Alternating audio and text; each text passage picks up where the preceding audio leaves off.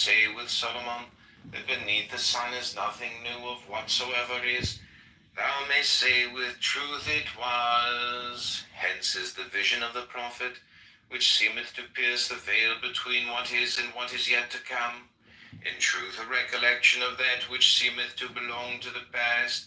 My hand holdeth the whole circle of being, and for me time is naught. I am the link between Chesed and Tiferet, combining the waters of substance with the air of life. Therefore is Yod the foundation of all the letters, and every letter exhibiteth Yod. Verily, he who knoweth the secret of that stone, knoweth also the secret of the serpent, and in him shall be fulfilled the saying, when Israel was a child, then I loved him, infidelity of and called my son out of Egypt. Words, or if somebody has some small percentage, how do they have more validity than a Palestinian who's been living in the land, let's say, for 1,000 years? And Khalif's point about this, us being a nation, and we do dictate the rules, it is a people, and it's not on the individual level, it is about the people group. And yes, Jews do get to decide who is Jewish the same way that Palestinians get to decide who is Palestinian, okay? The same way that a lot of people could claim that, a Palestinian who is now third generation American and 3 of their grandparents are European, that is still considered a Palestinian. And who am I to say that it's not? In fact, in order to qualify as a Palestinian refugee, the qualifications were that you lived in the land 2 years before the outbreak of the war in 1948. So to qualify as a Palestinian, you needed to be an Arab living there in 1946 onward. So yes, Palestinians get to decide who comes up with this person group of Palestinian, because Palestinian, like Jews, it's not so clean an ethnicity. It's not so clean one bloodline. No, it's not actually. It's not actually. And the names tell the story. The names tell the. Can I just finish? Of course you do. And then they marry. Of course you do. Okay, you understand. A lot of people have been talking a hell of a lot longer than me. No, but it doesn't matter if you talk long as you're making constructive points. But so far, you're just going on the same point. So I understood your point. It's not the same. You can have 30 I'm responding seconds to wrap it directly up. to what you You said. can have 30 seconds to wrap. Can I respond to her or them? Why is Cynic modding this room? Can we just let Tali finish? Hello, what do you care? We explained it to you already. Yalla, Tali, finish. I'm going to respond. Caleb, there's the leave quietly button. Tali, are you done? Yeah, Go for it if you want to respond. Okay, I want to respond to her real quick. First of all, thank you for your concern about Palestinians determining who we are. We really appreciate you, Habibti. It's not concern. No, you need to. You're not even a funny troll. You're not even a funny troll. I was responding to the specific point that was made about how can you say that someone's a Jew if they come in and Okay, I got I it. have no fucking concern about your ability to identify yourself, you annoying little troll. Okay, thank you. Thank you. I hope you don't interrupt me, because literally I was the only person on the stage who did not interrupt you, although you went on a... Couldn't care less, Mike. You got onto the stage and called me a raging fucking dyke. I don't give a shit that you didn't interrupt me. Do y'all not fucking understand? Don't act like 2-year-olds?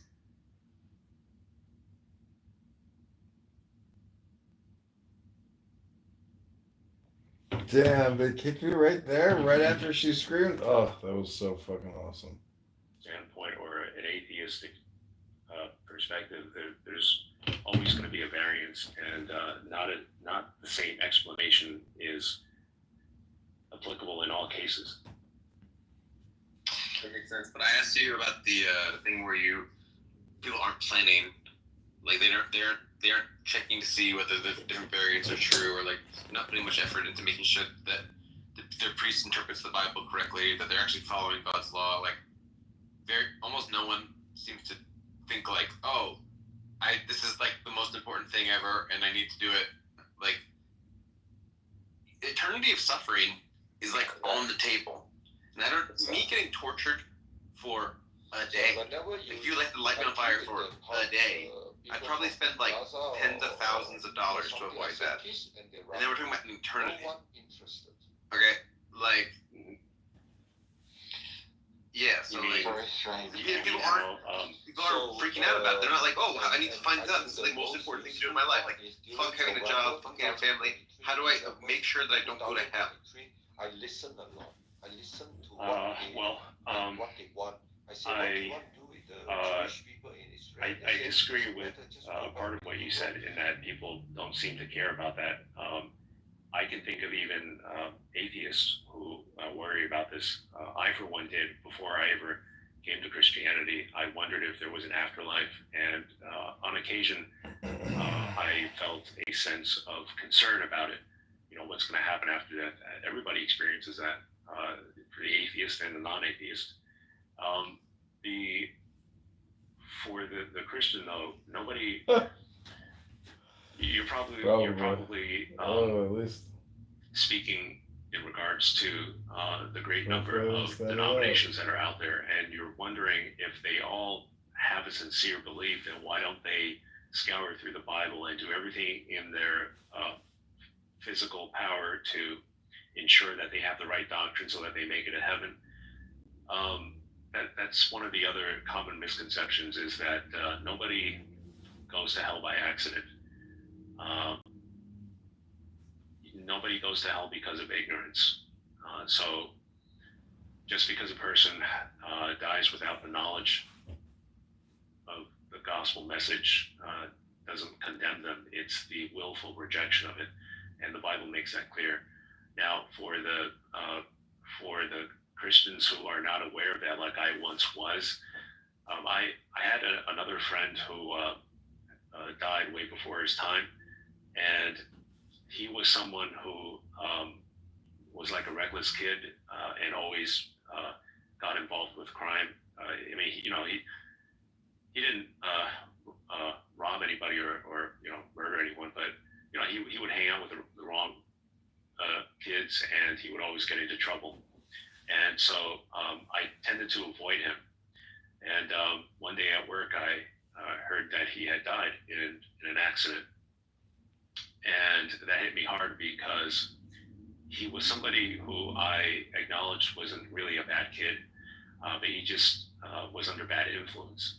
And throughout all I knew him for about 3 years, or, I wasn't constantly by his side, but I had, by the time that he died, I had met him. I had known about him for a little over 3 years. And in all that time, I never took a single moment to tell him of the gospel message. So immediately after he died, that shook me up pretty badly, and I kept wondering, oh no, what if he ends up going to hell because I never preached the gospel message to him? I wasn't concerned about what was going to happen to me, but could it be that because of my negligence, he was going to suffer eternally? And it wasn't until years after, I assured myself that, logically, no one should go to hell because of ignorance. But sure enough, later on, I read from the Bible for myself that it is the case that it's on a knowledge basis. So anyone that happens to die before they come into the knowledge of the truth, they are given that chance to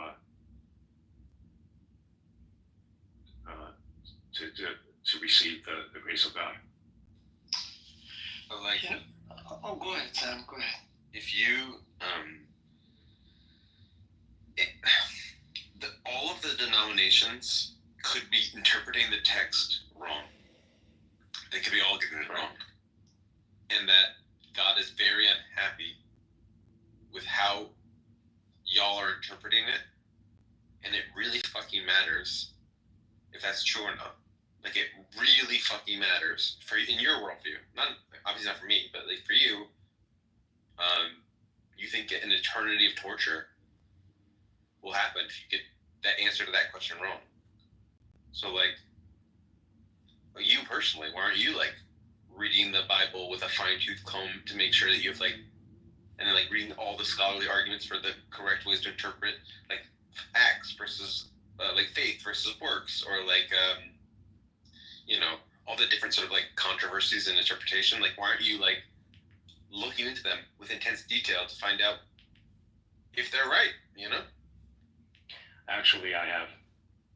And that's why I said earlier that I'm more proficient at defending the explicit writings of the Bible as opposed to getting into debates about science and all that.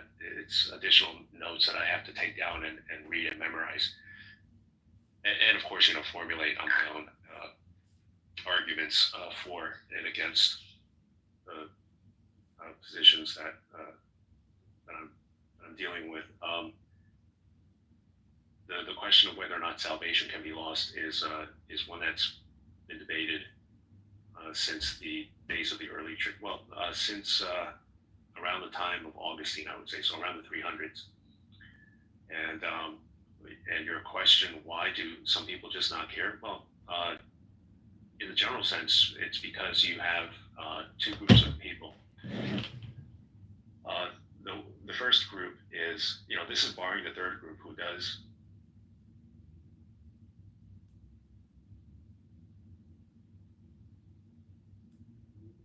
I'm sure you guys are not idiots. I know you're not because I've listened to some of you here, but I think this is just a little bit low energy right now.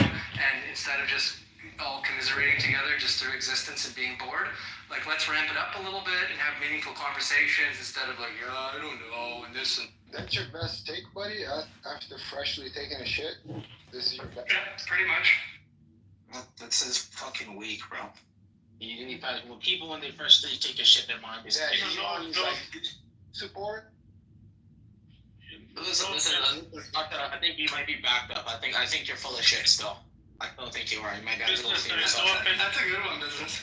No offense to you, business, but this is the problem with Canadians. They have these takes that are retarded, floating above everybody. Eve Tall, are you a fake doctor or are you a real doctor? Let's go like this. How much Why does it matter? How much do you want to donate? 200 million? It matters because Well, it says being there's not truthful, like that's not in the whole or universe. being deceptive, like it matters. You know what Do you makes me think feel the pain? Canadians don't We're have a small content weird creators. take on politics So that much are work in kind our of... videos I trying to don't have my consolidate degree. and I'm not a get paragon of Canadianism. I don't have a degree. With the name of Russian Prince, oh, you definitely. Just low energy guys. I'm a Canadian. I said it a lot faster and with a lot more fervor. What the fuck's going on here tonight?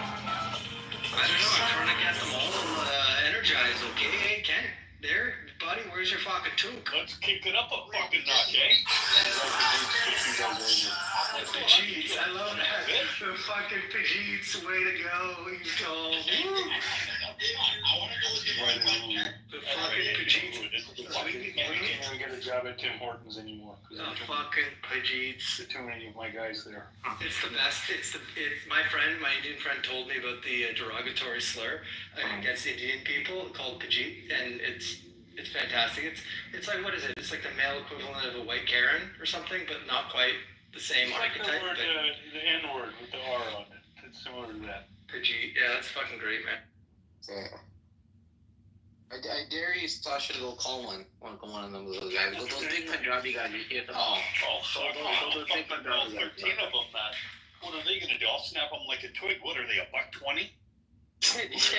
You're actually funny, so just hold up for a moment, okay? You're actually a funny guy. I've never seen one of those fuckers over 150 pounds. Hey, listen, you gotta go to DC, guys. You gotta go to the Terminator, man. Yeah, the problem is they're all like cult mindset. They're just like the power in numbers. I'll kick Like, the stink out of them. there's 70 of them though. Yeah, you can't kick them. They're rolling big packs. They're like insects. It's like ants trying to like knock out all the ants in your house. You can't do it. They'll just fucking come back. Who cares? Who cares if you finish off It's an army. You're just lazy. You gotta clean up your fucking house. That's what a good chip is for.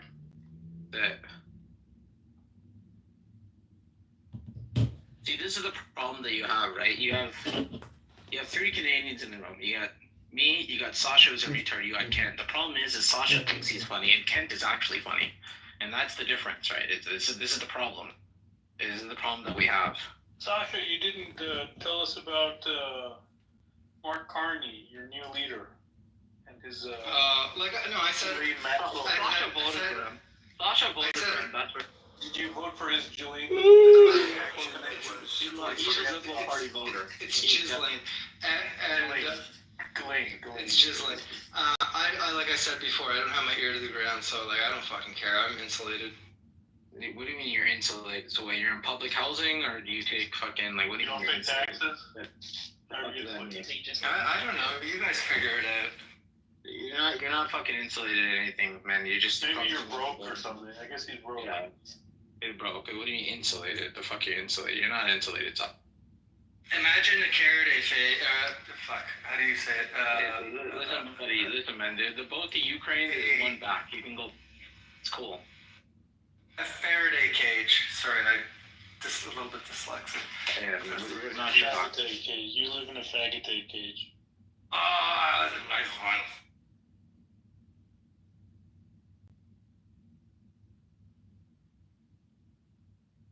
Is this how we sound like on the other side, eVTOL? I can see why you guys want to fucking get rid No, of us. it's something after the trade war. Since the trade war is wrapped up, there's not much stress there, but So who are the other two Canadian faggots? after the pageantry of Christmas, things started kind of taking off. Yeah. They started doing pictures and memes of Indians flying through the air shitting. Yeah. Superman. Yeah, I saw that. Was fun.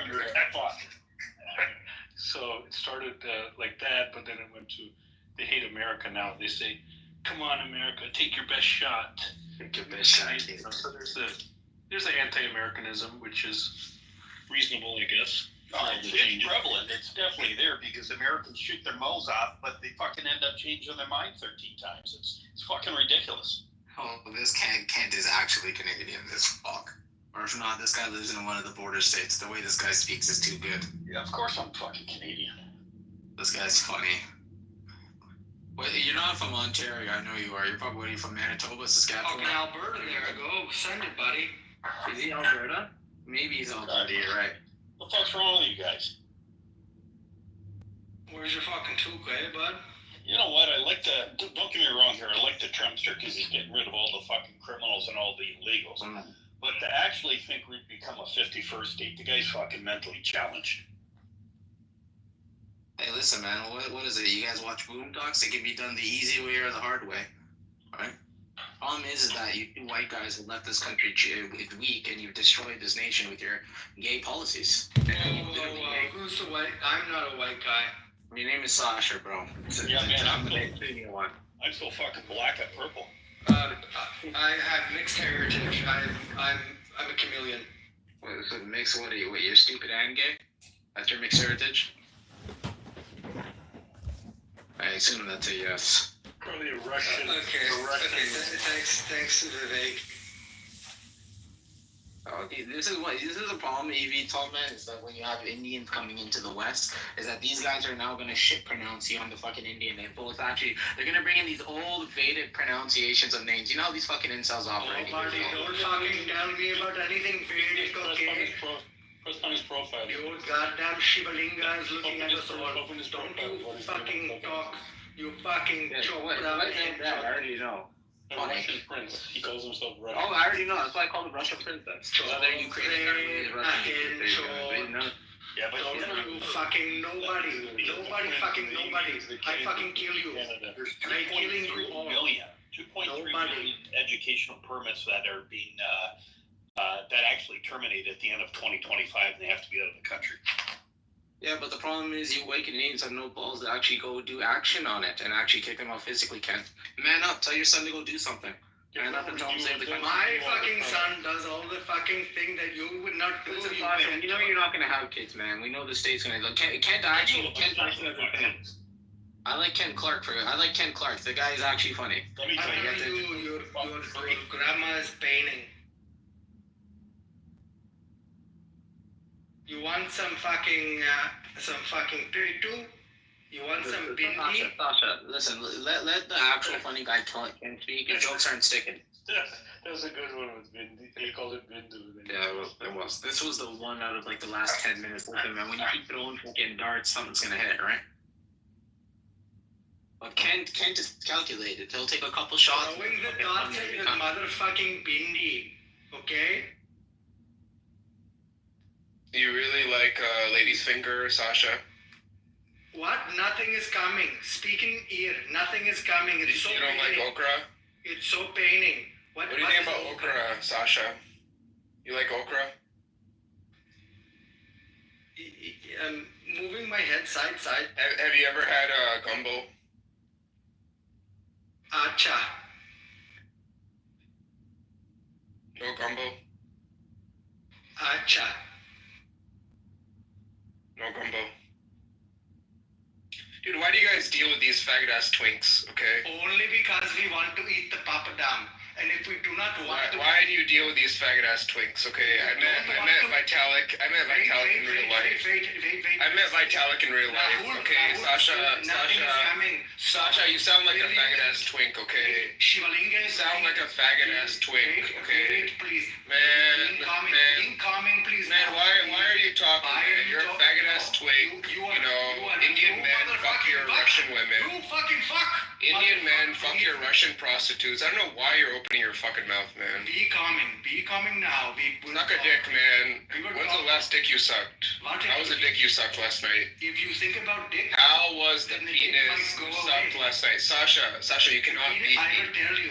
Sasha, you cannot beat me, man. Let me answer. You're fucked.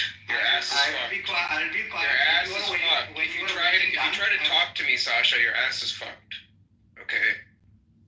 Don't even try. I will talk to business. Don't even try, man. Talk to the business. Your ass is fucked if you talk to me. I'm not talking. I'm talking to the business. Your ass is. Business will fuck your ass too. Okay. Alright, this is no longer funny. So Sasha doesn't want that small.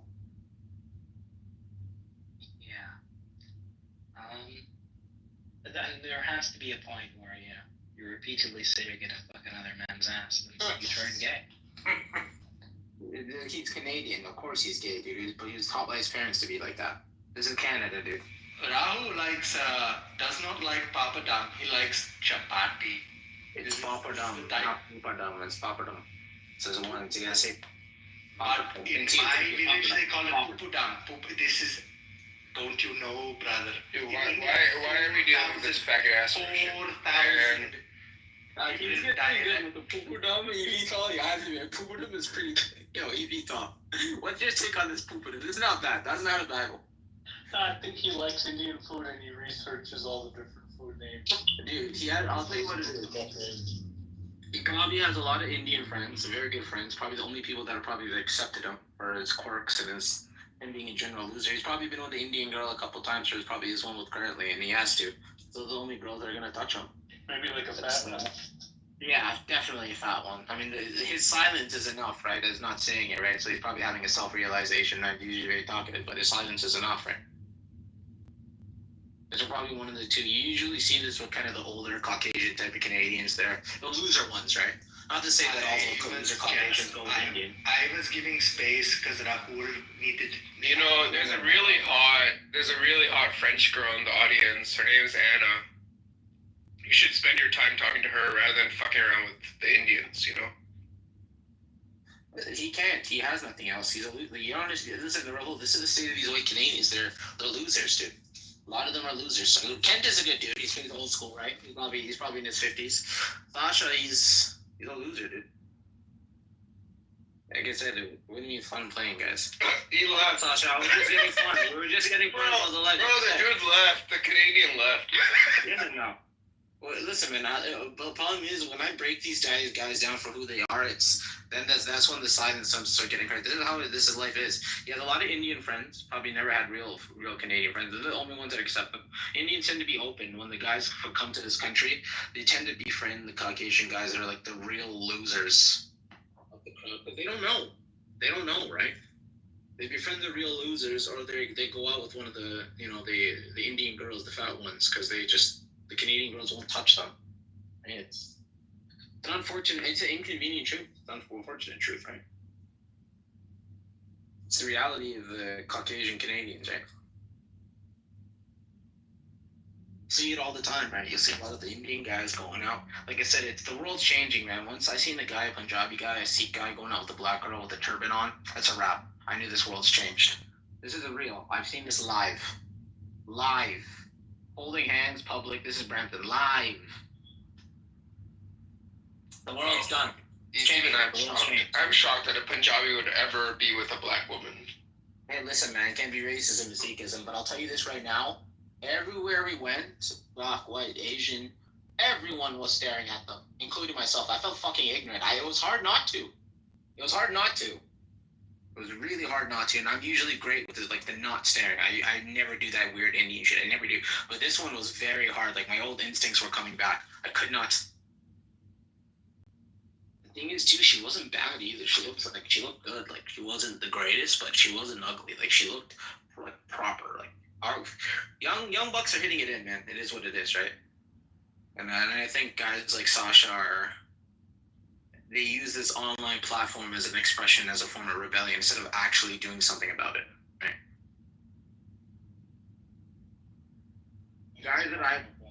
The guys that I know who actually have multiple kids, right, are like the real kind of right wing. They probably say the N-word a lot in their house alone when they're alone. Those type of dudes are the guys I know who tend to have a lot of kids, right? Not these kind of losers like Sasha. And they're quite respectful dudes, right? But they know what's going on. What is going on? I don't know, man. Great replacement, buddy. It's a real thing. It's a real thing. But it's not organized. Great replacement theory, man. Yeah, who's replacing him? Do you mean the standard great replacement thing? Like, you know? Yes, the standard. Saudis are shipping in Muslims to Europe to displace the European population. Yeah, but it's not just Muslim. It's just in general non-European. It doesn't have to be Islamic. Well, that's what it is in Europe, but I guess in America it's just. Yeah, over here it's mainly Haitians, Venezuelans, South Americans, and Africans. That makes Trump's decisions likely make sense. Oh yeah, I mean, listen, guys, you got guys from Afghanistan coming over. China was a big one. You got tons of these dudes from China coming through. I mean, this is reality, right? Plus, there's a general focus, and there's really a war on the privileged white male. Females, XYZ, LBGT, XYZ, DEI policies make it very hard to get ahead in the way they're looking at it. It's hard for white men to do that. Affirmative action.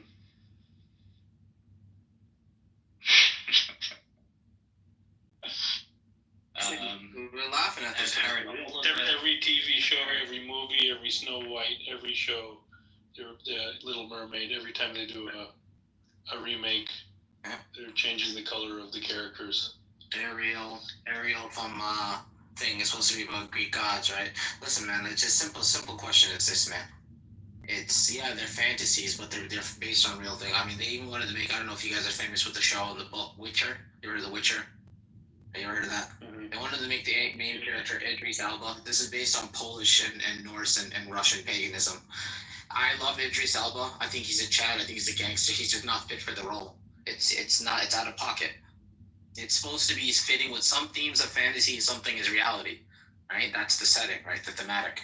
I wouldn't want Ryan Gosling as fucking King Shaka Zulu in a Zulu movie. I would say that's fucking atrocious. It should be the same on the other side.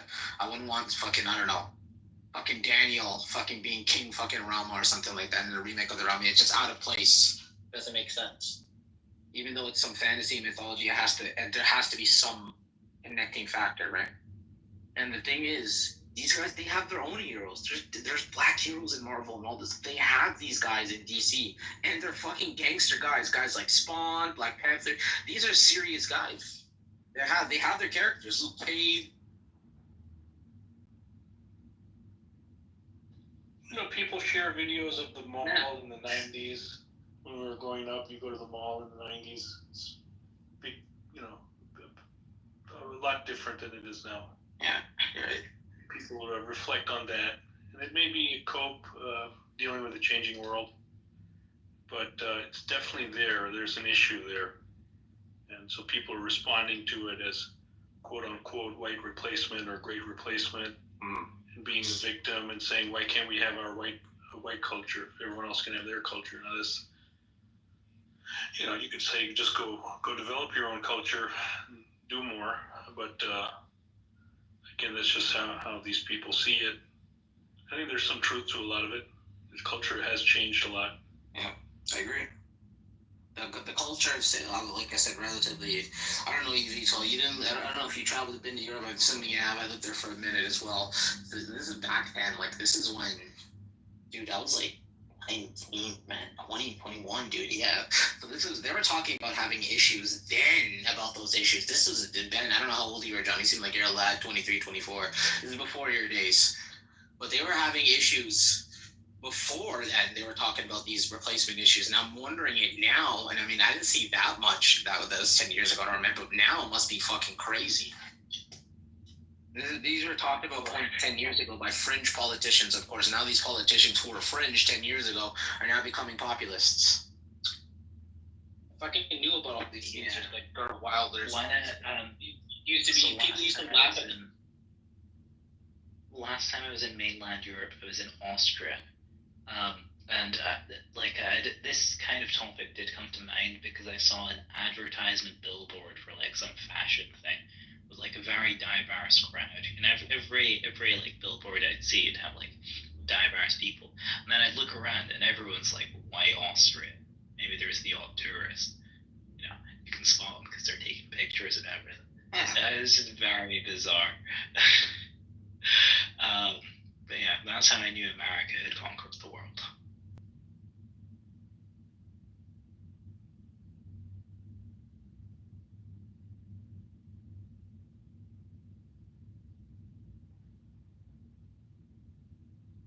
Jamie, this is crazy, man. Jamie Mars, I'm reading your profile. It said you've been blind most of your life. How the fuck are you on this app? Like, is there a voice? Is there a voice? This is amazing. Take it easy, man. Is he a real person? Seriously? Yeah. Never mind, Jamie. My bad, I'll take it easy. My bad. Forgive me, Jamie, for my ignorance. Yeah, it's a great app for Welcome, Jamie. Hey. Greetings and salutations, sir. Yeah, I'm a real person. Hi. Can you hear me? Yeah, we can hear you. Zev, Tall, Johnny, Business, William on the stage. Yeah, I've got an iPhone and it's got a voiceover on it. Hi, Johnny. Hey, how are you doing? No bad. One day at a time, mate. One day at a time. Day at a time. Yeah. Well, Yeah, but really blind.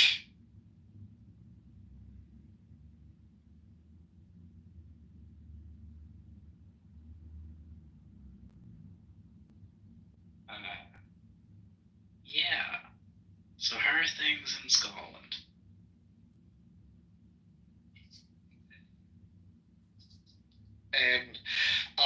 It's lots of fun over here. Wait, you're in England, didn't you? Just out of still, yeah? Land of the free. Are you in America just now? Yeah. Oh, fuck, man. Like, when are you moved or are you visiting? Somewhere in between. But yeah. Okay, yeah, well, it's lots of fun over here. As you can see what's happening over at the side of the pond. Keir Starmer is, well, being himself. But how are you enjoying being over there then? What's that like? I heard he's gonna fight the Russians. Like, he's gonna go like have a cage match with Vladimir Putin. That would be awesome. It does seem to be that Europe does have to unite, though, for what like America's doing, because America has very much left Europe with his dick in his hand. Well, I mean, it would make sense for European leaders to have peaceful relations with Russia, but they have decided not to for some reason. No, peaceful relations is like, yeah, we'll have peaceful relations as long as you give me all your lunch money and I fuck your girlfriend. Like, You don't get peaceful relations with someone like that. Do you? Yeah. Well, Vladimir Putin did try to fuck my girlfriend. See, there you go. So you know what I'm talking about, right? See. He has all my money in his bag. It's ridiculous, really. But you must be a pretty important person. How much have you got in your bag? Because to get his attention, it must definitely be more than $45. Well, I do have more than that. So. Yeah. Oh yeah. Spreadsheets are lies. I've got 10 times that, so Oh my god, you're a big. I beg your pardon, sir. May I shine your shoes? Jamie, if you don't mind me asking again, I'm not trying to sound rude, and I'm not, Johnny, please. When I see you holding a guitar, how do you know where the strings and what notes? How'd you learn that? This is fascinating, to be honest. It's not difficult. Like it's literally a physical thing. Like if you know where to place your hands. Like, I mean, do you play piano or anything like that? Yeah, a little bit. I'm not gonna say I played piano, but I took a couple classes. I was forced to. Yeah. Right. Okay. Right. Well, like if you close your eyes, right? You can still go do do do do do do do like that. Same thing. Just I'm made to kind of do it all the time until I can get it right. Interesting. It's just if you feel what it is, like you just have to rely on physical memory a little bit more. Do you know what I mean? Interesting, man. Because I mean, like when how you throw a basketball, right? Yeah. It comes in So it's a physical motion, right? I mean, you don't know if you're throwing at if you close your eyes, you don't know if you're throwing the basket. Okay, that's true, but you're still throwing a perfect ball. Am I right? Yeah, you're right. Right. So it's like that. So with the guitar, because remember you've got the frets. I wouldn't say it's not tricky. It's kind of difficult, right? Positioning my finger exactly between the frets is definitely a harder level. It's like being forced to play Street Fighter on hard mode, when a lot of people would prefer to play it on medium for a while. Interesting. Yeah. Can you still play it when you got like 2 bottles of Buckfast in you, man? Yes. Don't drink Buckfast though, because that stuff is nasty. Buckfast is some nasty shit. Hold on, I'm gonna grab my guitar just so you don't think I'm talking shit. Hold on. I believe you. We'll play. Okay. This is only just to prove my point, right? I'm not actually kind of performing or anything, I'm just proving a point here.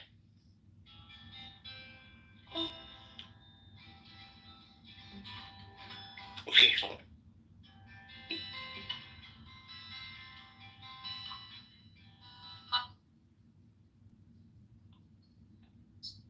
There you go. Just to prove the point that it can be done.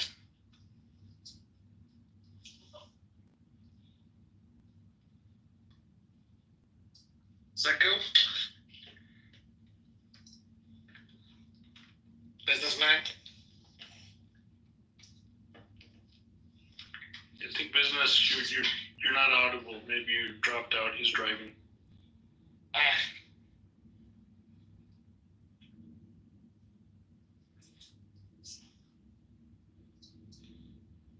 Anyway. Carry on, I was only just gonna listen anyway before businessman had all his curiosity. Please carry on. Well, it's we were talking about various things in the room, so I think we're off to great replacement theory. But that's not happening anymore because all the replacers are being deported and sent to El Salvadorian prison. So that's fine. I like that. I wish you guys had more spine and send all these guys. Because remember, I know you guys in Europe, you guys don't like the Afghanistan Taliban. Remember when the Taliban said, "Hey, listen, all those Afghan guys who are causing you issues, send them to us. We'll take care of them." The fact that you guys didn't take that offer, you guys ain't serious. Businessman, you have no idea. In the UK, we burned those Afghan asylum seekers alive in their hotel rooms. Did you? Yeah. Wait, is that the crowd, or we're talking about Tommy Robinson's buddy?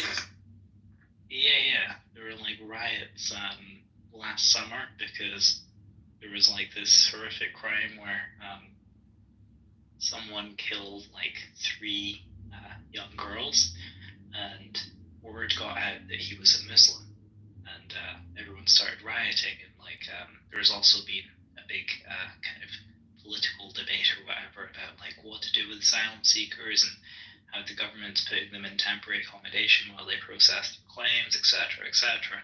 So people found out where these hotels were, and started setting them on fire. Later, it turned out that the person who killed the young girls was neither an immigrant nor a Muslim. But that didn't stop. Oh, the Welsh guy? Are you talking about that Welsh guy? The Welsh, the black dude from Africa who he was one generation, now he's Welsh. That guy. Okay, got it. I think he was born in the UK anyway. Yeah, sure. Yeah, cool. Yeah, first generation. I said right. That's what that means. Yeah. Yes. Anyway. And anywho, yeah, let's not dwell on. Definitely not a Muslim. But hey, listen, man. If E.B. Tall is born in Scotland, I ain't definitely calling him no Scotsman. I'll tell you that. He ain't no Scotsman. Jamie, that guy's a Scotsman. Jamie, he's a Scotsman.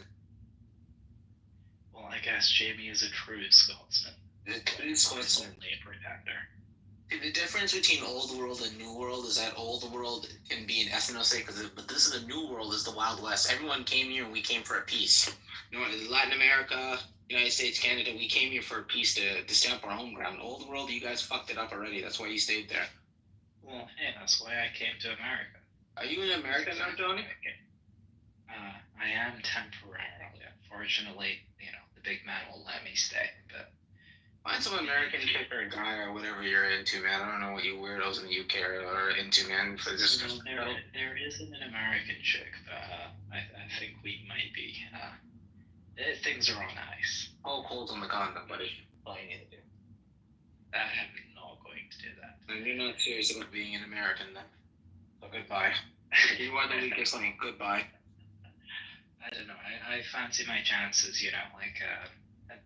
Vivek and Elon were debating with Trump about visas, right, for highly skilled immigrants. So I might become a highly skilled immigrant, in a few years. I think they'll green light master's level or higher. I think it's. All right. Well, I imagine that's the more likely outcome here, unless the Steve Bannon faction maintains some pressure on him. Yeah, it's probably well.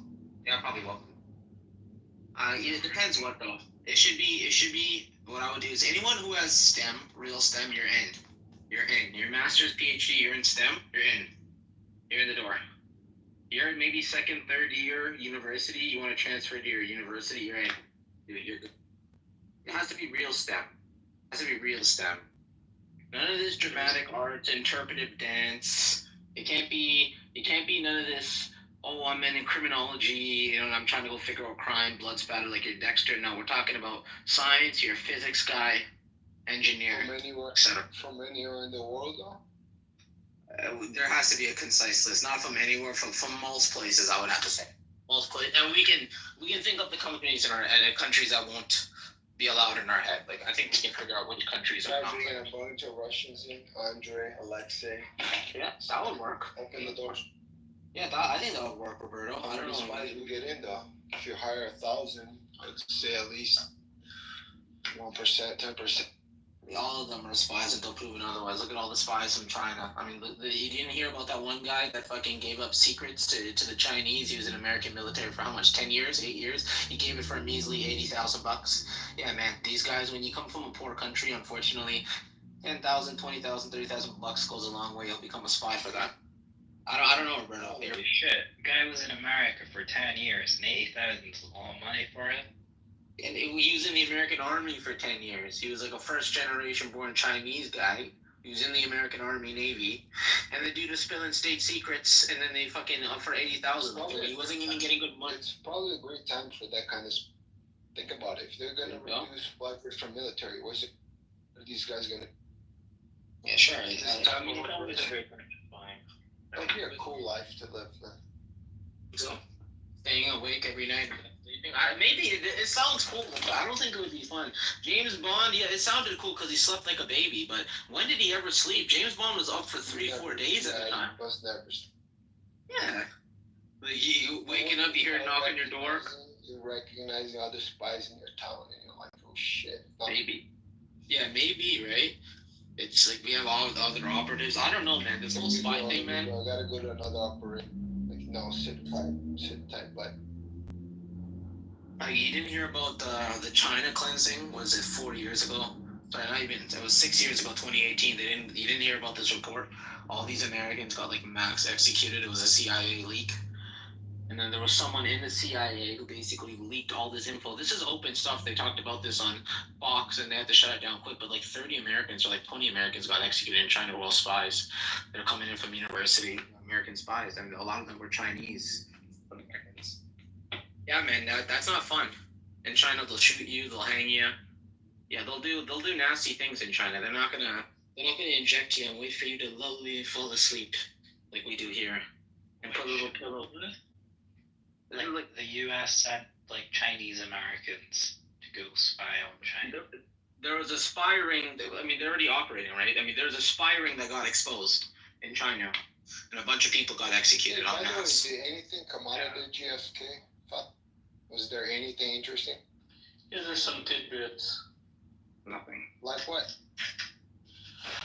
James Jesus Angleton. Angleton's one of the key players. He was the CIA's second in command, or the chief of counterintelligence, which is your spy burning kind of operations. And so he's probably like one of the top 3 people in the CIA. And so Angleton. That guy. Yeah, they blamed it all on Angleton. What does it have to do with JFK? Forget about like the second or third in command. What about Alan Dulles? JFK fired him. It's got Alan Dulles talking about reorganizing it as well, kind of going along with the plan of JFK prior to the firing. It's got all of the security meetings, all of the intel meetings. So there's some interesting stuff there just from a historical standpoint, but the stuff that really sticks out is Angleton's connections with Israel, and that he was coordinating with them. Yeah. And was it Jack Rubenstein, right? That's another one. Yeah, I don't think anything special came out of the files about it, but there's a couple of Israeli connections, a couple of anti-Castro kind of Cuban connections. Definitely not an issue there, because obviously he was working with the good guys, right? Alright guys, it's time to criticize Trump policies. So he just closed down the education department, I think, and also So should we just shrunk it? I don't think he's closing it. That's going to be good for America. You say he's closing it, so I think that's a bad idea, guys. What else can we criticize today? What else? Is that the one that was teaching kids that boys can be girls and girls can be boys and you can cut their genitalia off? Is that the one you're supporting, already? Yeah, I would figure it's that. That was the one, yeah. I know you're laughing, but you have no opposite. You have no. I know it's the same education one. I know it hurts you. It hurts you. We can all be like you in Thailand. Oh yeah, go ahead. That's not what you teach in school, man. Come on. They're not teaching that? Okay, cool. Karthik, are they? You have kids. I haven't been in school in 10 years, and they were teaching this dribble drabble. Are they still teaching that in school to the kids, or do you have to opt out of that? Right? You're a good parent, right? No, it's different for each school board. We're in a very conservative area. Yeah, that's true. I keep forgetting your next keeping it out of there, but who knows what they're teaching inside. What's the genders down now? Is it down to 10 now? Is it double-digit genders, or is it still in the 30-40 range? There are too many genders, man. Do not even try to define. That's just infinite amount of genders out there. Okay. Go on with your Trump hate. Go on. What's next? What's next, Joe? Wait, Johnny, you don't want to do this? Because I don't want to ruin Johnny's room. Johnny, do you want to criticize Trump? Go ahead, speak your mind. So Johnny, just a question. Do you think that Trump is doing a bad job or a good job right now? I am not in America. I am in America, legally, to help America. I am a visa holder, and I also happen to love Donald Trump. I think he's what America needs. Wait, so you best president America has ever had. Not since Jimmy Carter, just the best president that Americans have ever had. Like, yeah. Seriously? Well, all of that cuts and cuts thinking that he can reduce national debt through cutting spending. Isn't that there's other ways, right, to restructure national debt apart from government spending, like cutting spending. Restructuring debt will fucking destroy your debt rating, Ari. Thank God you live in a second, third world. You're not giving financial, but restructuring your debt has never been anything positive in any part of the world. You will literally get your debt rating cut down, and it will make things worse. No, Ari, you're cutting spending is not going to fix the books. Buddy, you might as well just change your name. No, I actually don't. I don't agree with that business. They have to. You're another. They actually. Nah, bro. They have to do something about the problem. Yeah, restructuring is basically admitting you have a problem, right? That's the thing, right? So it's either you default or you default in another way, which is restructuring. If anytime you're called to restructure debt, it is a de facto considered. Well, I mean, they have to do something. They can't just do nothing and just let the debt run to infinite. So, restructuring the debt, cutting spending, is what needs to be done and produce more. They need to cut government spending. Can't afford all the government, dude. It's just basic maths. It's I mean, unless they just don't want to ever pay it. Then they just go into infinite amounts of debt and they're like, fuck everybody, but that's not going to end well. There can't exist an infinity in the real world. Like, that can't happen. Obviously, you have to pay your debts.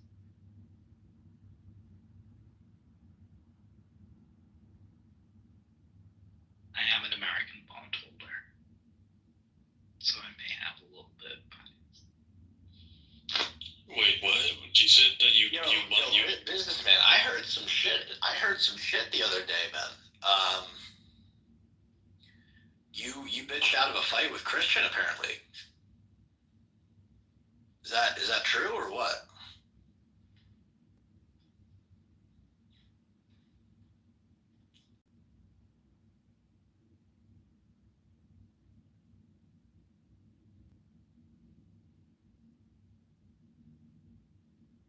So yeah, it's either restructure now or let it fucking default. I mean, either way, you're fucked. There is another option. They can just inflate currency and pay the debt, and then the dollars are worth nothing to everybody else. They could do that. Yeah, that's a third option. I like that option but that's what they're gonna do. That's what they're gonna do. The U.S. is never. They're not ever gonna default on their debt. They're gonna just print money. Yeah, well, what the thing is, restructuring is de facto default. So saying you need to restructure is the same as default anyway. That's the best I can tell you there. It's the same shit and you'll have the same consequences. But yeah, I don't know. I think they can keep the can down for another 30 years. Well, yeah, I agree. But I'm just, 30, yeah. I agree. Export it to all the European and Asian countries and make sure that bot devalue that fucking bot. Well, no, I mean, it also, America can get away with being massively in debt more because there's internal demand for dollars around the financial system. So, I mean, they can get away with it, for a long time, for much, much longer than other countries can. Definitely. But at a certain point, they can't. And, it's, I mean, the only solution is to produce more in America and then cut government spending, make government less of a power, give it less control, and have it do less, and then we don't have to pay for it as much, and then we lower that, and then we produce, and then we import. That's literally the only solution. like real solution.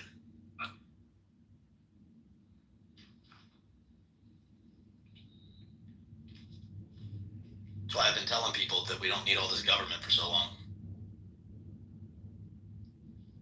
Wait, hold on. What does that mean about for me? Because I work a job where I don't actually do anything all day, and I get paid like, you know, better than most people. Most people in America, not alone the world. Well, are you a government worker? I'm not a government worker. I get paid better than government workers. So that's Are you simple question, Johnny? If you don't want to, but are you a STEM guy? Are you in STEM, math, science, anything like that? Physics, aerospace. What do you do? I am in STEM technically, yes, but I don't actually do anything all day. No, a lot of the tech guys really don't. You sit around, maybe you push it on the computer screen, or you look at some paperwork. Yeah, I don't know what that means, Johnny. Yeah. But if you're in STEM, you actually have life skills that the government or military may need to use one day. So one day when you need to put you in a city with a bunch of dudes, I know you'd like that, being in a city with a bunch of dudes. Oh yeah, look at William. He doesn't want no smoke. He doesn't want none of this dick. He knows you're welcome. Stop this thing. William doesn't. All the macro faggots don't want any of this big dick. Yeah, they're leaving. They're avoiding me.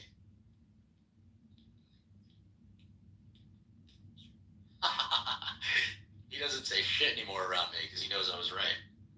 Motherfucker.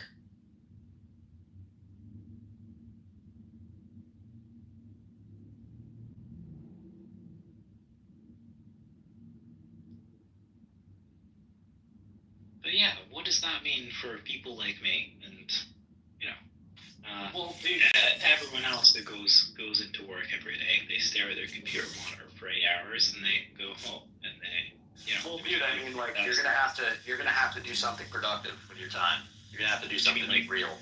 Work in a factory. I don't know what you want to do. That's for you to figure out. But you need to do something that produces goods and services.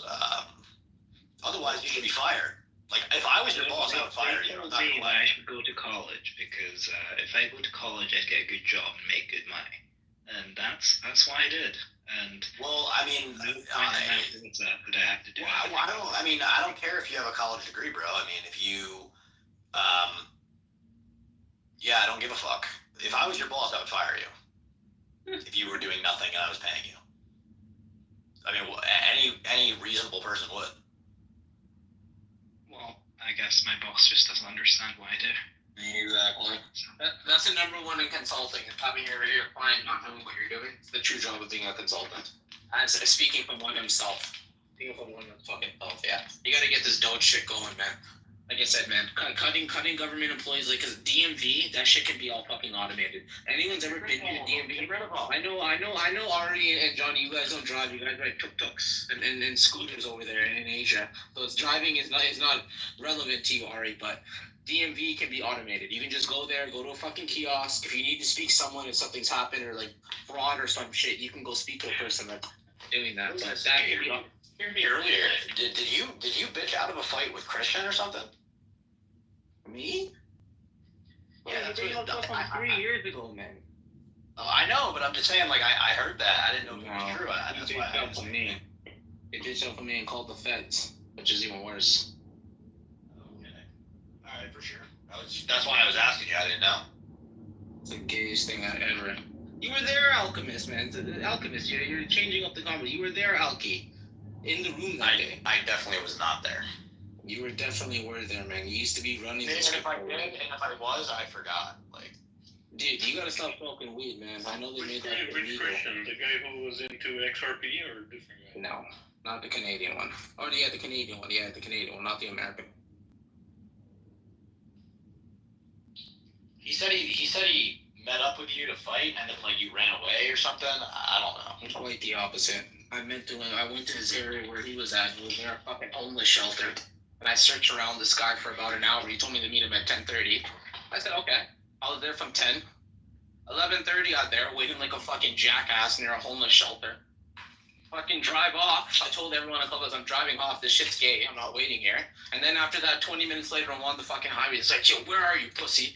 Where are you, pussy? And right when I was on the fucking getting on the fucking highway, I got stopped and saying, hey, listen, man, we had some reports there was some suspicious behavior around this area. And this is Canada, guys. This is not fucking America where you can go private sovereign citizen on them. They'll fucking take you out of the car and they'll fucking detain you. And they don't need any fucking which they did for like 20 minutes. They asked me these retarded questions. And I was from out of town, which is even worse. What are you doing here? You called them ahead of time, tell them about you or something? 100%. 100 fucking percent. Huh. 100%. I heard two completely different stories, so I'm just gonna be neutral. Yeah, I heard the one about the silver Camry, the Camaro. Yeah, I've heard multiple different cars about the same story. I've heard trucks. I've heard someone said I was walking. All these fucking people weren't there. For sure. Fucking where's Ari? Ari's back. But Ari, this isn't a bunch of tuk-tuks. DMV can be automated, bro. Period.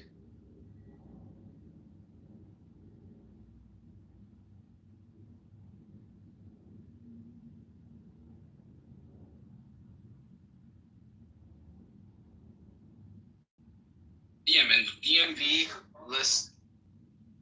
Yeah, the DMV can be automated. This shit's it's not necessary. I don't know. How's the process for you guys when you guys go in? Was it like a shit? I don't know. I try to show up like 30 minutes before the open time, so that I can be the first one. You guys have a ticket system? Is it a ticket-based system? Yeah, that's when I hit on all the Latinas that are waiting.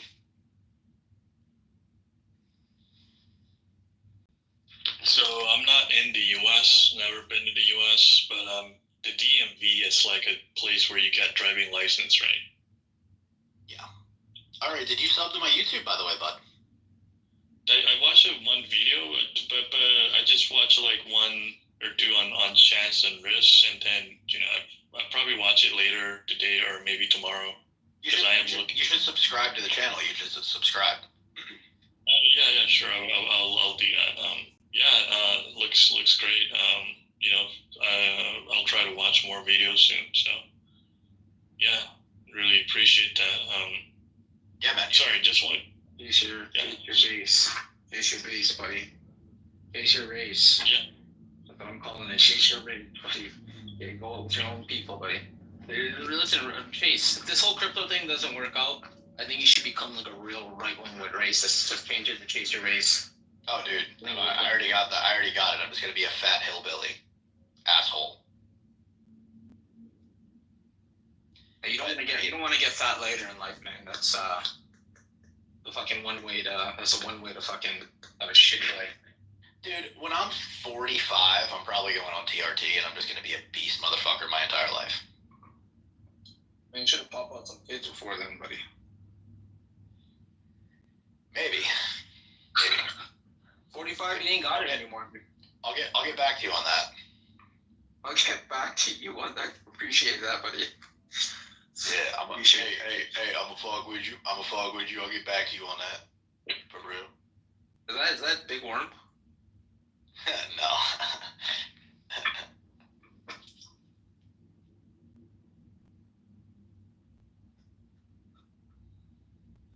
Yeah, man, crypto, man. If you're not allocating into crypto right now, business, you're fucking up, dude. You're fucking up bad. Into alts, specifically. I like an alternative lifestyle. Alternative lifestyle. What's an altcoin? What if not making money? What's an alternative shitcoin you're pushing? Alchemist. I think Sonic's a really good one right now. Not the one you sent me the link up. Forgive me, I've actually been busy until the last couple hours today. It's been Trump's America, but he's making me busy, and I'm fucking happy about that. I gotta admit, man, I thought this guy was fucking up my life for a second, but all the contracts I've been fucking getting has been fucking great. But the first couple months though were really rough. First 3 months, people are like, yeah, we don't want your business. Yeah, we don't want you to fucking. We don't know the fucking history or the future of drilling in the West. I'm just like, damn, this is crazy.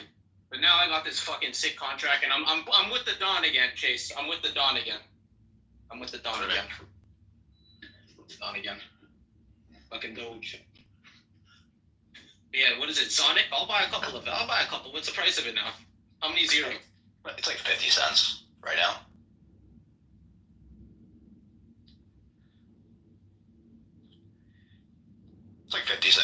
$0.50 right now, roughly. Not bad.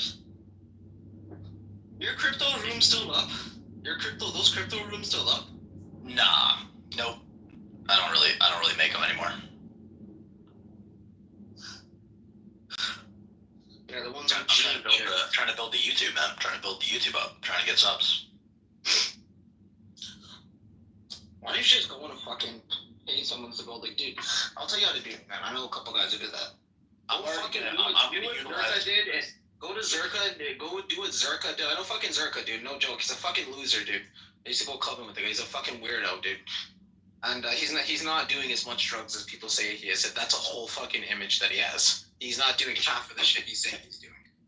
So, I'm gonna do collabs with people way higher subs than me later on in the bull market when Bitcoin is rallying. I'm gonna utilize my network, and I have a bunch of people who have like a lot of subscribers, both in the crypto space and outside of the crypto space. So all you have to do, man, is just go on someone's Twitch, pay like $100, $200, go on someone's Twitch and just be yourself. And just put your shit in. I would tell someone to go make a plan, but I think if you be yourself, you'll get some subs. Seriously, man. Go. I know it's fucked up. You're paying $200 to some weirdo loser. I know, bro. Trust me. I know the type of guy you are. You're not trying to pay some loser money. I get it. Pay some loser $100, $200, maybe medium amount of subs, and just go on his fucking podcast and be yourself, or on his Twitch streaming, be yourself for 30, 40 minutes. Your sub count. Can you actually do that? Yeah. That's legal. I know guys who do. That's how fucking Zerka did it, dude. He went in, he saved all this money that he was from clubbing, and he'd pay guys $300-$400. He would go on Fresh and Fit. He paid for that first appearance on Fresh and Fit. It was the best investment this guy's ever made. When I heard around the books that the guy paid like $800-$900 to be on there for an hour, and that for Fresh and Fit, that's nothing. That's fucking they liked him, and that's why they did it. But that's what people do, Chase. You go on there, you promote your shit. I say be yourself, obviously. Other people, I would tell them put on an image. Be yourself, and your fucking subs will explode, dude. No joke. Yeah. No, I'm planning on doing that. I mean, I have ones that I can do for free. I'm gonna do them first. Obviously, free is better than paying. Yeah, free is better. Yeah, but no, definitely, man. In the bull market, like when crypto's rallying again, I'm gonna be doing more collab stuff for sure. Yeah. You can do it now, man. But once you're known as that crypto guy on Twitch, well, everyone's gonna be like, you know what? I want this funny crypto guy on Twitch, dude. I'm telling you. You're probably the only guy who's on Twitch that's not weirdo. That's not weird. I mean, yeah, but at the same time, like, I don't know, Twitch isn't really where the crypto moves are at. It's not even about the movers, it's about subs and views. And then people be like, hey, listen, man, this Chase Your Grace guy, I'm gonna get into crypto. I'm gonna go call this guy. I'm telling you, man, it's the best place to be. All these dudes will go on there and just fucking... All these weirdos will go on Twitch and they have nothing to do with gaming or anything, dude. It's changed, man. All this Twitch, Kick, all these streaming services. I mean, if you go watch people's fucking streams nowadays, they're not even playing games anymore. It's them fucking talking shit, smoking weed, or fucking talking to some girls, or they're not playing games. Maybe a game is on in the background, right? But I'm sure you've seen some of these podcasts. It's just people sitting in chairs, in these fucking like $2,000 gaming chairs. No, I haven't. But that's all these podcasts are. Aiden Ross, even the smaller guys. All they'll do is they'll sit around and $2,000. Yeah, but I mean, obviously the point of me doing all the social media shit is to build a business that brings in a profit, and like talk about stuff that I actually want to talk about. So it's like, I mean, it's not all for the clout. Yeah, you're not going for the clout. You're there going to talk crypto. Obviously, I want to build an audience, but I'd rather have 5,000 subscribers that are qualified buyers that are like crypto specific followers than to have 50,000 that aren't interested in crypto. Because there's no point of having that clout. There's no point. Because all I'm going to be doing is talking about crypto. So, channels mean views. That means more revenue for Alchemist. That means. Yes, it's true. Yeah, you're right. Yeah. Buddy, even if you have 1 million subscribers and there's only like fucking 80,000 that are into crypto, you're a fucking G, dude. If you're getting 100K, 200K of views on your fucking videos, I don't know how much is it right now with the YouTube AdSense, but that's still fucking good. Dude, I mean, like, I literally have 79 subscribers, and I get like 30 views on my videos, so my views are actually really good. Like, my videos actually get views. for how small my channel is, and they do get engagement too. Like my engagement rate is pretty good too. So like for the people who watch the videos, like they like that. Like I get a lot of I get a good amount of likes and stuff. So that's good. That means that my videos will be more likely to be pushed in the search engine, the homepage. So that's good. But yeah, because what really matters is the engagement rate. Meaning, like, if you have 1,000 subs, you should be trying to aim for like, if you have 1,000 subs, you should be trying to aim for like 30 likes on every video. But if you have 1,000 subs and you only get like 2 likes, that's bad engagement rate and watch time too. You want people to watch your video for a longer period of time. So that's good. Those are the 2 biggest metrics. My watch time is solid too. My metrics are good. It's just I'm just starting out, so it's slow. It's a slow fucking grind. You know what I mean? My goal was 100 subs in 6 months. That was my goal. I'm way ahead of schedule right now. So that's good.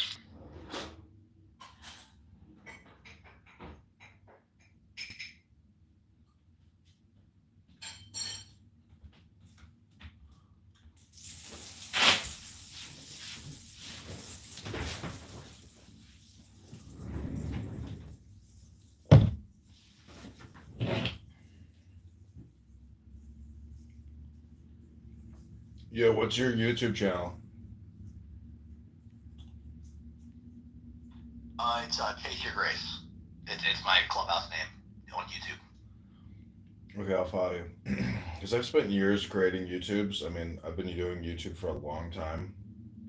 And, For sure. I've never had any success as a publisher. For sure, man. Yeah, dude. So subscribe. Yeah, I mean, I'm just doing like clickbait, like not clickbait. Like I'm getting better. I'm basically learning as I'm going. I'm learning how these algorithms work. Is this Adrian Dittman? Yeah. What's going on, Adrian? What's going on? What's going on? You changed your name like 6-7 times. What's happening here, man? Is this what The Alchemist looks like? Yeah, this is what he really looks like in person. I thought for sure you were Nick Fuentes for the longest time. Hey, bro. I mean, He does kind of look like him. I've gotten like the entire Bitcoin room. They've all said, they were like, dude, I'm actually really surprised what you look like. You look a lot better than what you did. They thought I was like a dork. Nah, you're a dork, but you're not ugly. You're a crypto dork. Look at YouTube this way. If you were to just buy a bunch of Disney DVDs and sit there and create shorts or 1-minute clips from Disney, your YouTube account would probably have thousands of subscribers within like months. Is that the secret? So, Dr. Wisdom, I'll put your stuff to the test.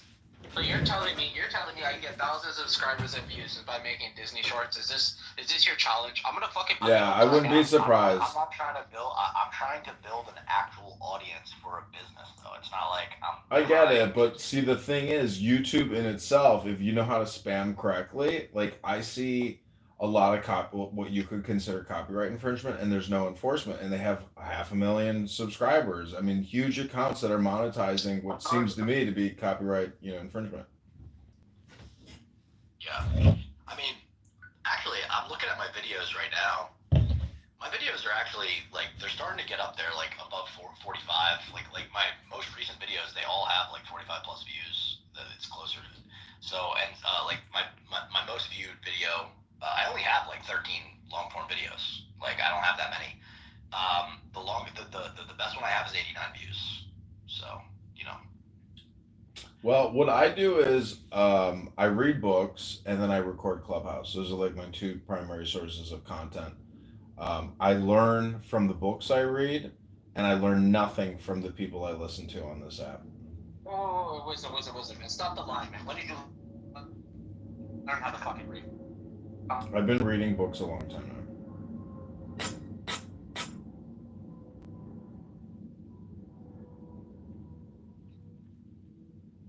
No answer, Doc? I couldn't hear you. Oh, I was gonna ask him, like, come on, man. When did you learn how to read, man? Stop the lie.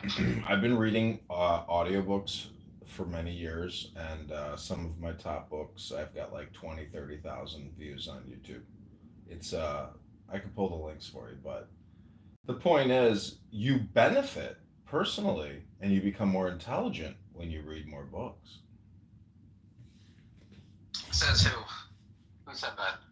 Who says you become more intelligent? It says the guy that has 10,000 books in his house and knows that I have an unlimited amount of content at my fingertips, and one paragraph is worth more than everything I've ever heard on this stupid fucking app full of fucking strokers.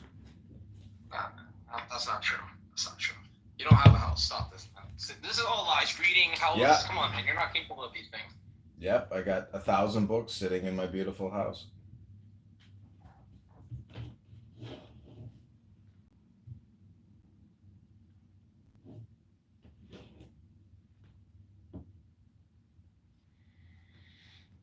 Books are technically just collectible items.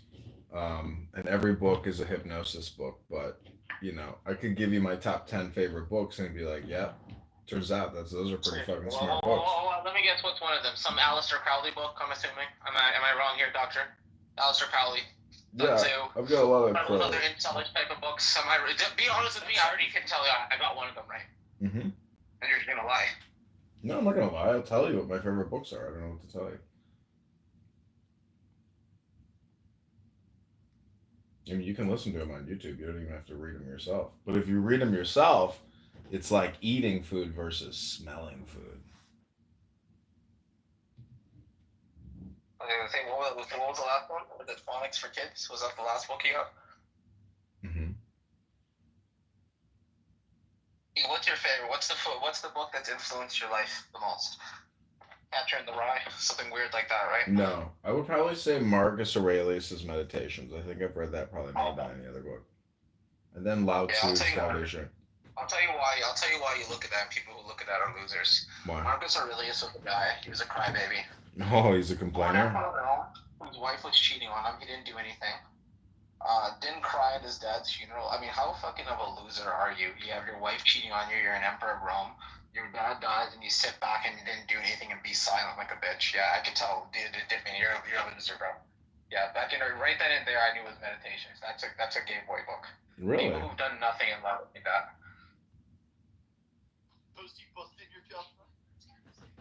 He's dancing. Yeah, he's doing that to many people apparently. No, yeah, never mind. Fuck that fat fuck. Could you tell Lou to take down my photo? I don't appreciate it. Leprechaun, how are you? Leprechaun. Leprechaun. How are you Jew hating Nazi anti-Semitic pieces of shit doing tonight? Fucking school, you creeps. You were walking around like a fucking pedo with your phone, like it was some fucking Blair Witch At a Project. school? What was that about? Which school? Me? Yeah, and then you were like, that's the Clubhouse. comment. You were doing That's the Clubhouse comment. live in real. You were like amazing, and then you said something else Clubhouse in public. I was like, what the fuck is going on? Oh no, my Telegram site. No, yeah, I went to my, what do you guys call it? Alma mater. The community college that I played ball at. Went to That makes a bit more sense.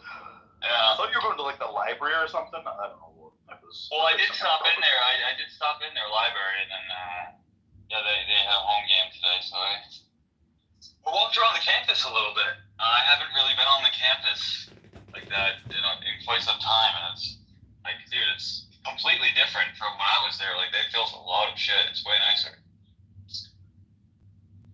That's right. Yeah, I've only really been around my old school once since I was on my like carbon fiber racing bike on fucking Lycra, so I thought it was a little less suspect than if I just was walking about it. And then a teacher just decided to ask me very politely who I was, and I said, "Oh, I'm a former student," and she started asking me, and it turned out that she was a former student and actually younger than me, and now a teacher there, but I have no idea who the fuck she was. I don't remember her from school. Anyway, You remember? no, she was not hot. She was ginger. But but it was very odd. I was like, wait a minute, you're a fucking teacher here now? You're younger than me? Although I am old as fuck, I suppose. I'm nearly 40. But no, this was like 10 years ago. That would be weird to be like a teacher in your old school. No. That'd be fucking horrible. Sounds horrible. I wanted to get the fuck out of school. I mean, I guess. Well, I went to a good school, bro. So maybe it's a good thing I don't fucking know. Like. Yeah. Anyway. No, I remember walking around and it was like, oh yeah, look at this fucking like multi-million fucking pound gym that they fucking, brand new external building that they fucking built. I was like, oh, very nice. They didn't have that. Bro, they upgraded the fuck out of our fucking athletic facility. Dude, the games are like broadcasted on like TV and radio now, and like they did all kinds of shit. Yeah. Yeah, like it's live streamed. All the games are live streamed on Facebook and like whatever like school radio thing. The point is, like, yeah, it's fucking, it's wild. Back in 2011, when I played, you couldn't really. It wasn't that easy to just stream something from a device with any quality. Good quality. There's some dude singing the fucking seventh inning. It was weird. Kind of weird, to be honest. But I mean, I guess they have won 2 World Series since I was there, so it probably helps.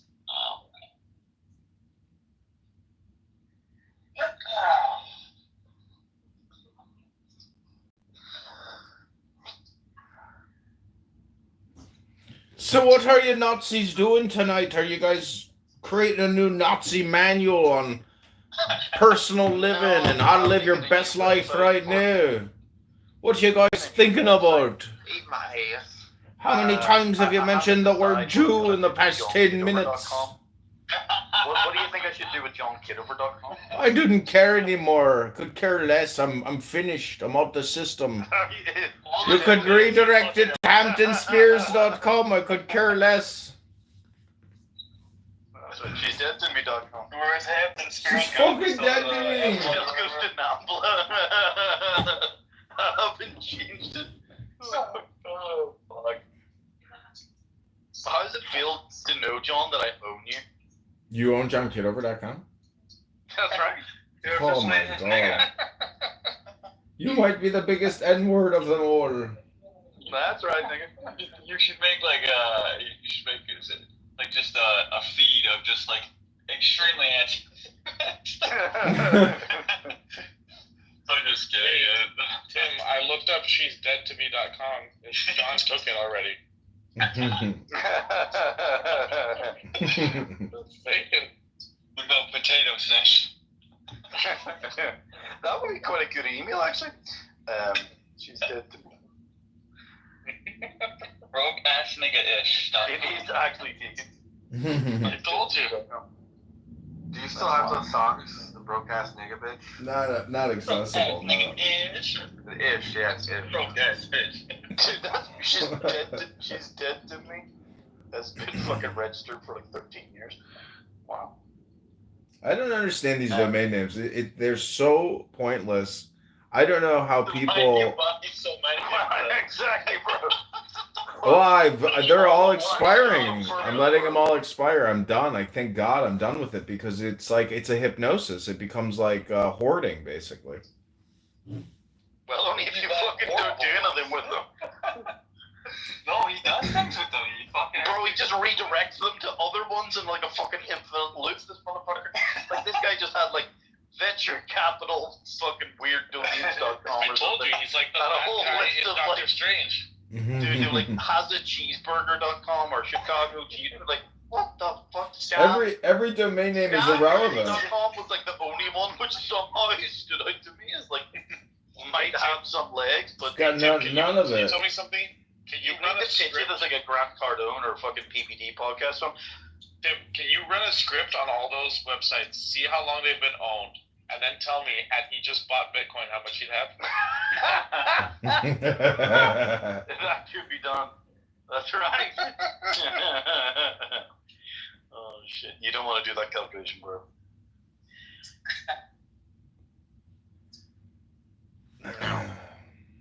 It's funny, you and John Kitover for years, bro. Like, you know, there's archives of that for fucking, like, let's go and look at it. How did you let that one go out of all the ones that you fucking had? Because who cares? It's once you realize that you can add any number or any letter, it's like none of it makes any difference. It doesn't matter. If you're fucking dude, I literally own you. I own You don't own anything. That's the point, you moron. Like, are you gonna change your fucking name now? No, the point is if I run for office again, you don't need to own your name. You don't need to own the .com. It's pointless. It's totally pointless. You think I could run for office? It's not a good thing. It's Yeah, you can run for office. Anybody can try. jkitover@gmail.com, facebook.com/John Kitover, youtube.com/JohnnyKeatsLA, youtube.com/banner blindness vids. Is that like a porn fucking? No, that was like an advertising. LinkedIn.com//John Kitover, branchout.com John.Kitover, twitter.com John This motherfucker made that. banner blindness, Justin TV /foodie hottie, bannerblindness.com secure web partner. What the fuck? Yeah, I saw some of your terrible names and huge domains want $1,500 for your John, banner you don't think blindness.com. these days you have to be in the tribe or tribe adjacent? I think you have to read books and make sure your brain is educated, unlike you. I mean, you claim you got a lot of books in your house. I never heard you read one book on this app in many years. Never once. What the fuck would you want this app to read it? What do you read? Yeah. I don't know, because people read books to make themselves smarter instead of having endless conversations about nothing. Luna, what was the last book we read together? Pointer's Complaint. Portnoy's Complaint! He's reading the Skag book. And there was another book, what was the other book that you read, Diego? We read The Jewish Revolutionary Spirit. Yeah. Fascinating book on philosophy. It's very good. I mean, for an hour, people will listen to you complain about how your car is getting a stain. I mean, you have a devoted, loyal fan base of fucking loser simps that listen to every fucking word you got to say. You don't give a shit if some Mexican is telling you, how much did you spend on your car, sir? $10,000. Violations dot red light violations. We're glad you weren't there with SovietVodka.com, philosophyvideo.com, philosophyvideos.com, whatareyouBuying.com, 401kplanrollovers.com, CBDextract.com, USA Job Recruiter, Snapchat3D.com. Bro, why not just register Snapchat 5G? You know, that's definitely NetIncomeReports.com, NetIncomeReport.com, West Hollywood Real Estate Agency.com, Venice Beach Real Estate Agency.com, TopRatedInvestment.com, 8K10G.com. What the fuck is that? InsiderTradingSystems.com. That's definitely a winner, bro. NewYorkPizzaParlor.com. RabbiHollywood.com. Rodeo Drive Diamonds. He's definitely a Jew, bro. Rodeo Drive Diamonds and Rabbi Hollywood. Los Angeles Real Estate Agent Blog.com. HollywoodRealEstateAgency.com. Hollywood Hills Real Estate Agency.com. JohnKittover.com. DomaininvestingBusiness.com. DiscountLasVegasFlights.com. CollegeLevelClasses.com. ChicagoPizzaParlor.com. CenturyCityRealEstateAgent.com. StockBrokersLosAngeles.com. My30sblog.com. BeverlyHillsRealEstateAgency.com. FacePornobook.com. FacebookFucker.com. FacebookPorns.com. FacebookPorns.com. GooglePorns.com. TwitterPorns.com. AmazonPorns.com. BooksFacePorn.com. Bookspornface.com. BookFacefuck.com. Booksfacefuck.com. BookFacePorn. FaceFuckFace. ChicagoYogaInstructors.com. ChicagoYogaInstructor.com. CraigslistForms.com. Chicago Real Estate. Lincoln Park Real Estate Agency. 8K10Picture.com. Hermosa Beach Handyman.com. DomaininvestorBank.com. Bro, Sugar Goddamn Affiliates. What? Super Goddamn Affiliates.com. Bro, you wonder why you made the fucking money with domain names. Actually, that is the troll, Tim. The troll is now the proof how low the fucking views are going to be. Incredible. Did you see George Foreman Do you die? even remember registering half of these? Yeah. No, he was high. Yeah, it was definitely stoned when Because I I was registered high majority that of them. Well, that'd be a good one.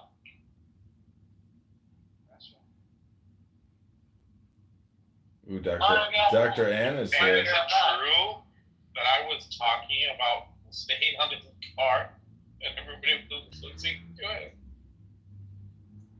Wait, what? Do you still use jkitover@gmail.com? No, it reached capacity. I was gonna sign you for a lot of spam emails. Oh, thanks, Tim. You're such a good little leprechaun over there in Bro, I Ireland. told you I fucking own you now. Like you're like I'm only getting started. You own me now. Oh my god, I can't wait to get owned by you. It's gonna be such You're gonna be excitement. begging to be dead to me. I'm gonna be begging to be dead. You know, this motherfucker said to me earlier that I didn't ask for his permission to use an edited photo. He's streaming us.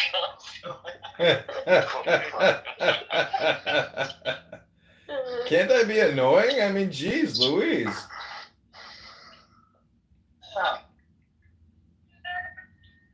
Yeah, it's your realtor photos which are the best, I think, actually.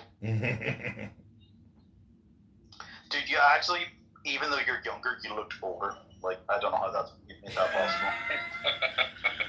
Isn't that, see, that's good news about being bald. You can't get any uglier. The only way's up, bro. I know, that's what I'm saying. How do I look better now than I did then? All you have to worry about is buffing and shining that thing. Hey, some chicks dig it. Some girls do like it because I don't know why, but they do. It's very masculine, I guess, to look sickly and old, bald. You gotta keep telling yourself that, bro.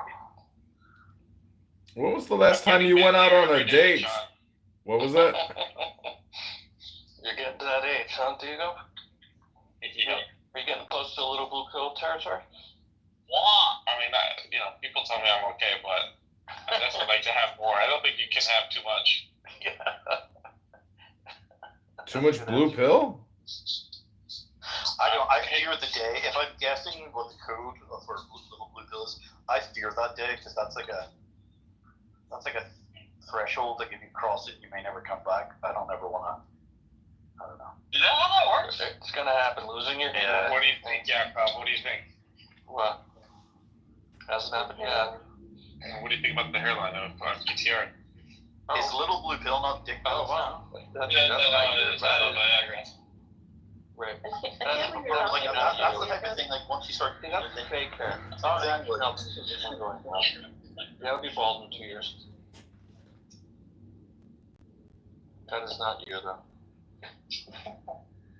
Wait. That's a hardcore gangbanger. He's a hardcore woman. That's the guy that says, "Hey, does anybody need any donor hair?"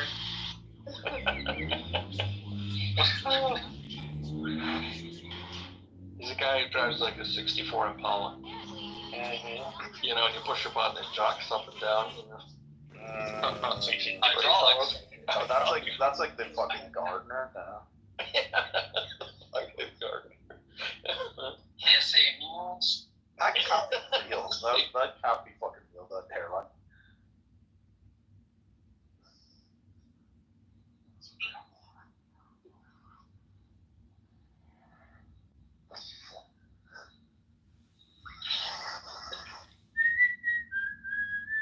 So, John, what do you think? Where should I send johnkitover.com to? I don't know. It's your money. You can do whatever you want to do with your domain names. Good luck. Yeah. I was thinking like synagogueofsatan.com or something for fun, you know. I'm sure my father will love it. Yeah. John, I went to your website the other day. What's going on, my little boy, my son? Well, if you want, I can forward it to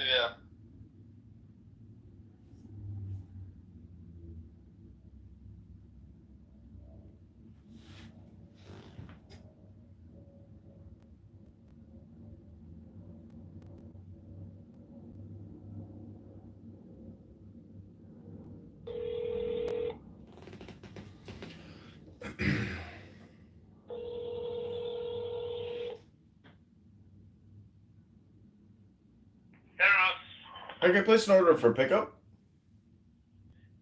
Can I get a large thin crust cheese pizza? 16-inch. Yeah. Is there a thicker crust? But do you have double crust? Oh, really? Okay. Okay, just regular then. Yeah, can I get the incredible chicken sandwich? Yeah, everything on it. 312-498-0517. John. Okay, thanks. See you soon. Okay, sounds good. Bye-bye.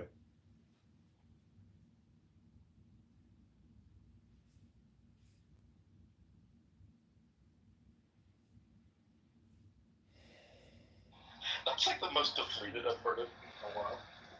Oh, he's back, is he? Is this a new? Sorry, I had to place my evening meal He's always ticket. listening somehow. Damn. For all we But know, you just Jakob disappeared is on your own accord. probably wizard. Jakob, are you a wizard? My what? Are you admin? No. Admin on your account? My what? I I can't hear you for some reason. She's highly medicated. She can't read anything. She's very heavily No, medicated. someone's like with the fucking water or something.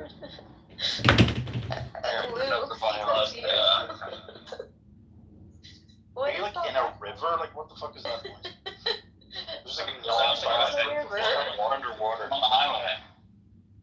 Oh, it's traffic. It just So my started audio's been all fucked up, dude. Bro, I don't know what you do to those fucking headphones. Like, I don't know.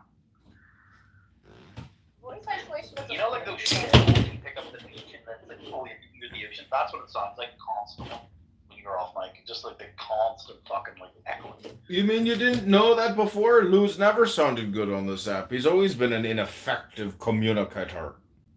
Is he dead to you? No, but it's hypnosis regardless. I mean, you can talk about AI for the next 100 years and still never accomplish nothing. That's right. How many domain names do you have to register to accomplish something, bro? I don't know, bro. I'm done accomplishing things. I'm meditating now. Did you really like? You must have given them all up, or did you let that one go accidentally? No, I gave everything up in GoDaddy. I don't want to have I don't want to have anything to do with domain names or GoDaddy ever. I'm done. Out. Hey, Queen Elizabeth, how many dicks have you sucked and how many assholes have come in your English ass? John Kitover. P.S. Stop pretending to be a queen. You can't. John Kitover. Amazing. I don't know what you're talking about. You're quite the poet, bro. I'm ready for this roast. I just need to get myself a bottle of red wine and me pizza. I'll be back in 20 minutes with me pizza and me wine, and you can roast me all you want. That's right. Soldiers of the U.S. Army, I have one message for you. Protect liberty wherever you may travel. Have good thoughts. Have good actions. Have good outcomes. Keep smiling. Never surrender. Unless you return and conquer. See our enemies driven force. Let us... John Kitover. That's right. That's the philosophy now, you get it. She's alive again. She's alive to you now.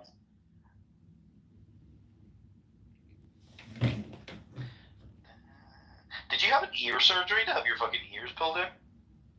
No, are you jealous of me ears? Earlobes? No. They're just looking a bit Dumbo with it in this photo. Dumbo eardrums. What are your eardrums looking like? Yet, or are you still failing? I'm still technically, somewhat, I believe, a federal employee. Are you receiving a paycheck? No. Well, that's one sign of not being an employee. Oh, we're gonna doge the system before I douche back in. Like, what would you call it if you're not receiving a paycheck? I'd call it unemployed. That's right. I mean, I guess to be fair, it's doing about the same amount of work the last years as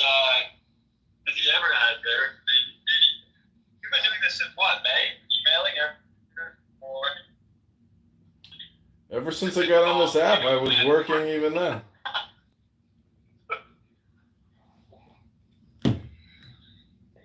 I'm doing what must be done.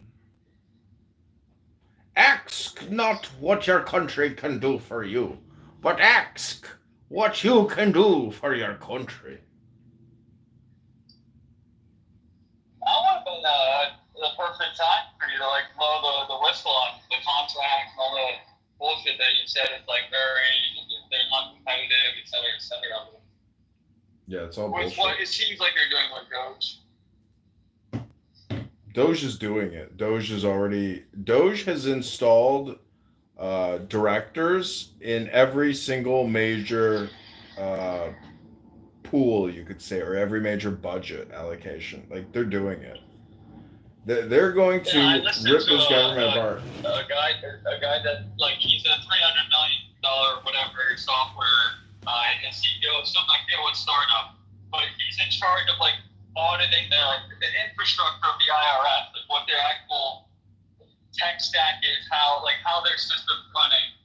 And he said that it's 30 years past I guess contract and like $15 billion over budget, whatever system that they try to like upgrade, and I don't like it. They should probably just shut the whole thing down and just rebuild it from the ground up. And they've been 5 years away from finishing it since the 1990s or something. Yeah. It's a big problem. Again, Lou, no one can actually communicate with you. You're in what's called the Matrix, and no one can understand what it is that you're saying.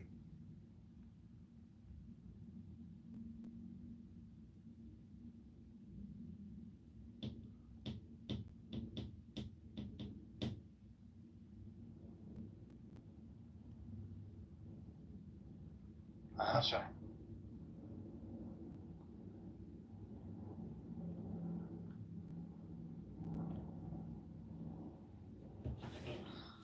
Don't give up. So what do you think about the underground cylinders underneath the pyramids?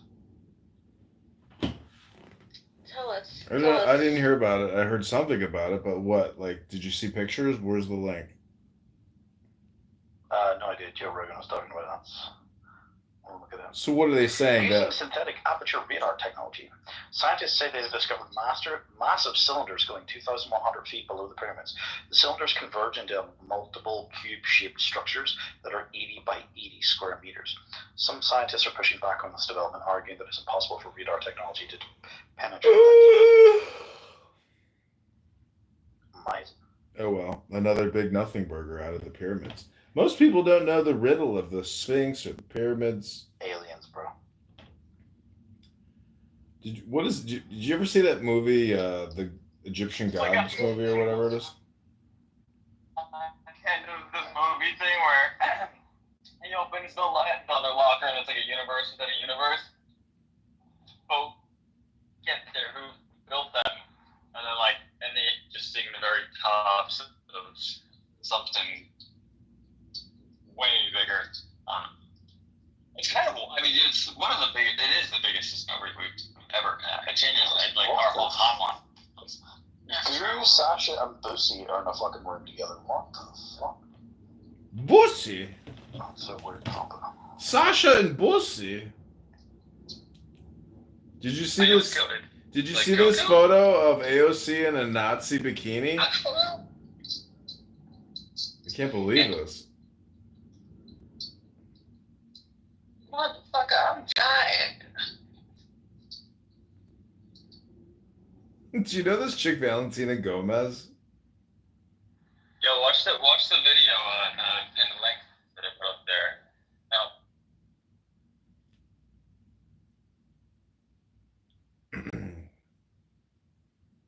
What, you... Okay. Let's see.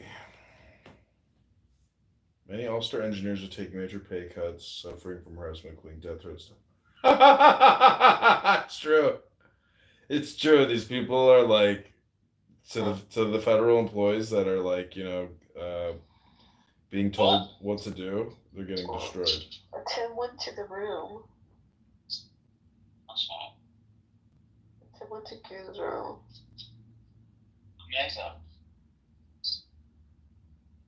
Oh.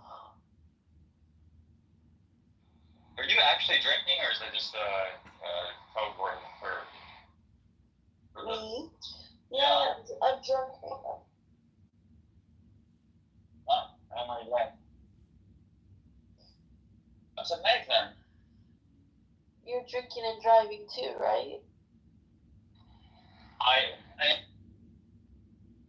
Like to be told they have to take the vax. No, well, it's a strong correlation between the two. Like people really don't like the idea of the, they talk about being a pure blood and like there are women who won't date you if you men will date you, forget it, but women won't date. Felt like it.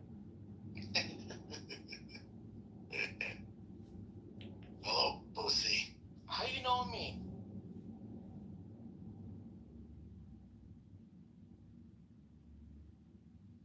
Some women won't date you if you got the vaccine and if you voted for Donald.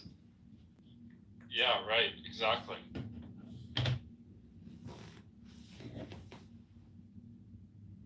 Yeah, there's a lot of TDS out there.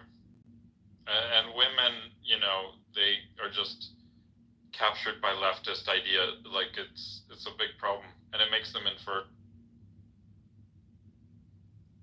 I don't know if it makes them infertile. See, you're one of those lunatics that believe all these conspiracies. Not physically infertile, just like then it causes them to make life choices that lead to not having. I love my kids, but man, they were fucking expensive growing up. I could have bought like 5 houses right now. Oh, to wow. I spent them. Yeah. What do you think? What conspiracies out there right now that you would say you feel is actually not a conspiracy? It's true. Which one is number one for you? That the CIA and the Mossad were involved in JFK's assassination. The CIA, 100%. Why Mossad? I mean, they're listed in the document. Some of the people involved in that conspiracy were part of Israeli intelligence. And I think part of it was Kennedy really didn't like how much Israeli political and how much political influence they had, and he was going to try to push back on some of that. And so I think that they had an interest there. I know you wanted to disband the CIA from the Bay of Pigs, but I didn't know about the Mossad. What's up there, Miss Shirley? We're talking conspiracy, Shirley. Did the COVID vaccine kill George Foreman? What is your opinion on the COVID vaccine? If you don't want to come up, put it in the chat. Also, Roger Stone posted, guess who was in Dallas on the day of the assassination who later denied he was there? Who's that? President George Herbert Walker Bush. The future director of the CIA. Correct. Yeah, I have no doubt that, we got Benjamin Netanyahu. Yo, Benny, you better enjoy your freedom. They're going to indict your ass as soon as the war's over. And he fled. See, I start speaking some truth. Benjamin Netanyahu didn't have as much criminal problems as the Donald did. But I agree with you. I think the CIA took out Kennedy because he was going to disband that organization, the deep state, and they would have none of it. And by the way, here's a conspiracy I actually believe. I believe the Democrats try to kill Donald Trump. I wholeheartedly believe that. Well, we do have questions of like, who the hell was this kid? Like out of nowhere, how he got in that position and so forth. Shirley came up. We triggered something. What's up, Shirley? But you would think he's in charge now, like, he would have been able to figure, like, they would have left some fingerprints somewhere by now that... Well, the people that tried to kill him were linked to BlackRock. Is BlackRock the Democrats, or is it just globalists who don't want to deal with him? Just saying. That's a great question. And, okay, so I'm like 6 years old or something when Kennedy was shot. And my dad from the beginning he's always thought that George Bush had something to do with it. He was, a CIA. He was in the CIA. And I don't have a real high opinion of him or his son. His son was the worst Texas governor we ever had. Just saying. He was also a horrible, I gotta take this call. I'll be back, guys. Hold on, let me mod you up. Give me a second.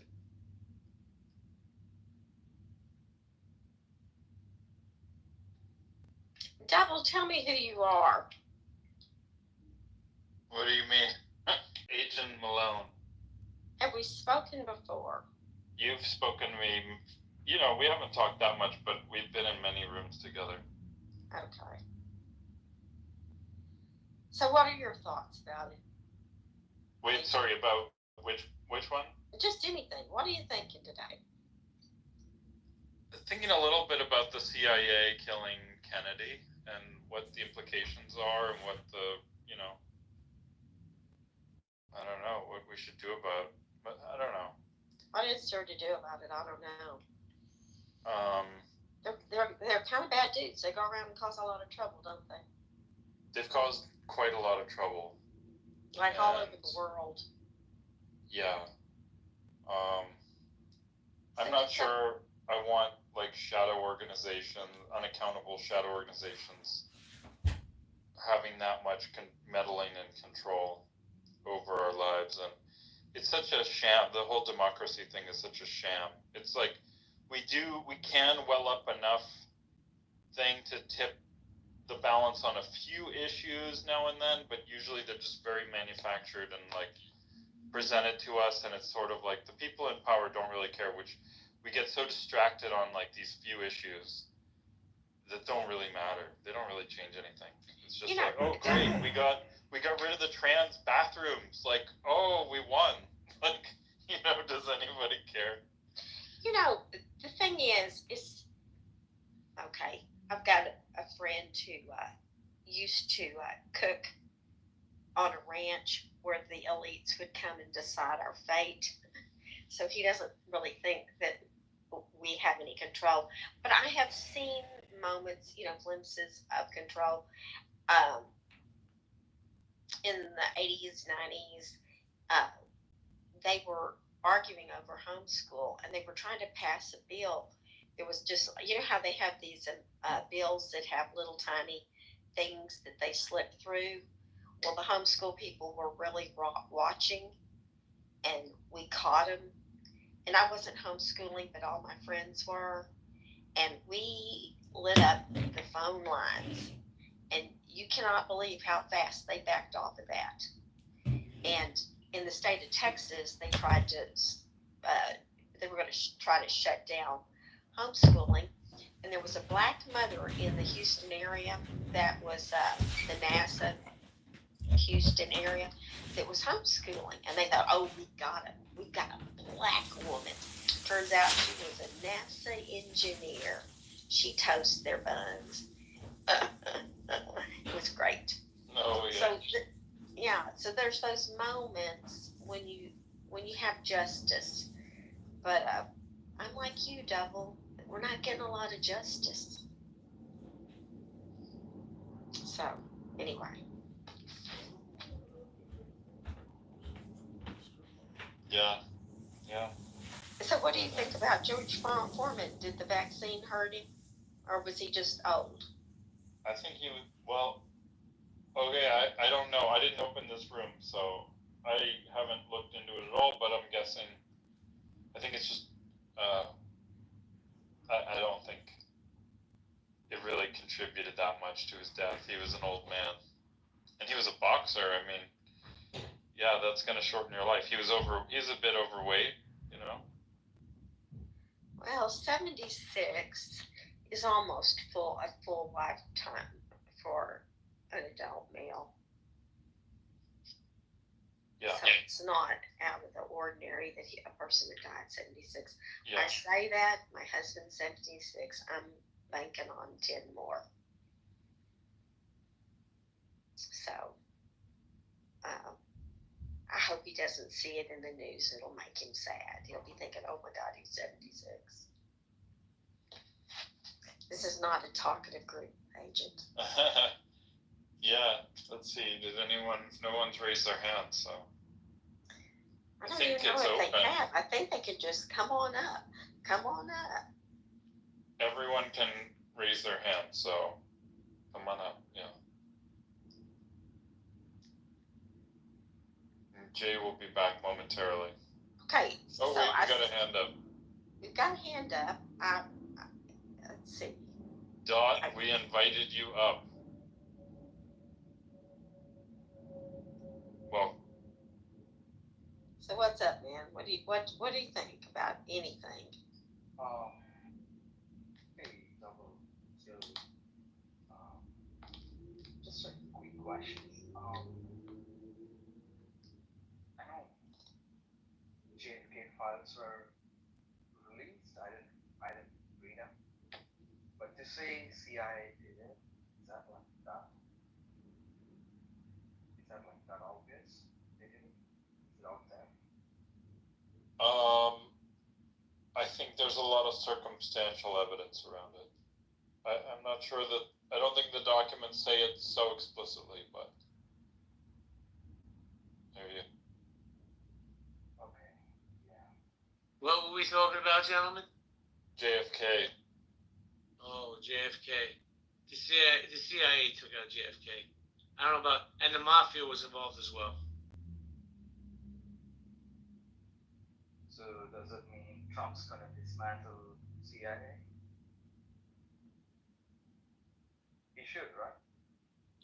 I don't think he's going to dismantle it. He's going to use it as a tool for himself and against his enemies. What's up, Eric? Yeah, I don't think he's going to dismantle it. But I do believe that the Democrats try to kill Trump. Very lucky, yeah. And by the way, recent polls, Kamala Harris is the leading candidate to win the Democratic candidacy in 2028. Yeah, she's leading in all the polls. Does she want to run? I believe she does. I mean, listen, who else could waste $1 billion in 3 months and have done the show? That would be amazing if she ran again. Yeah, that would mean 4 years of J.D. Vance.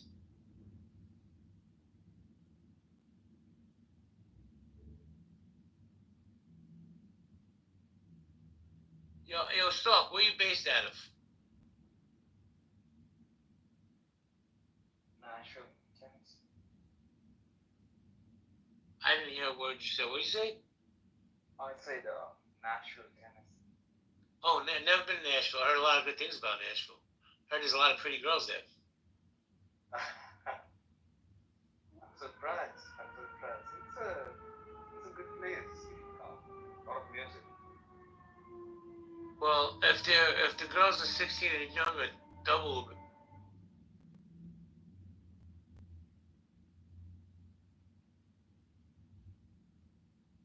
So, Stark, what do you think? Did the COVID vaccine get people sick?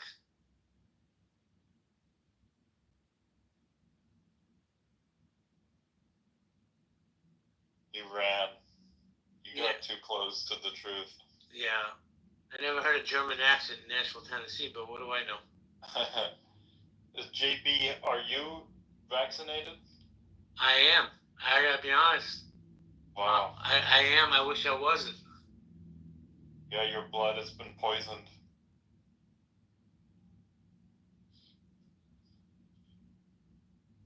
Juice Way says, if you took the poison, then you're already sick. Yo, Juice, let me tell you something. There's different types of sickness, and if it's mental sickness, I had that a long time ago.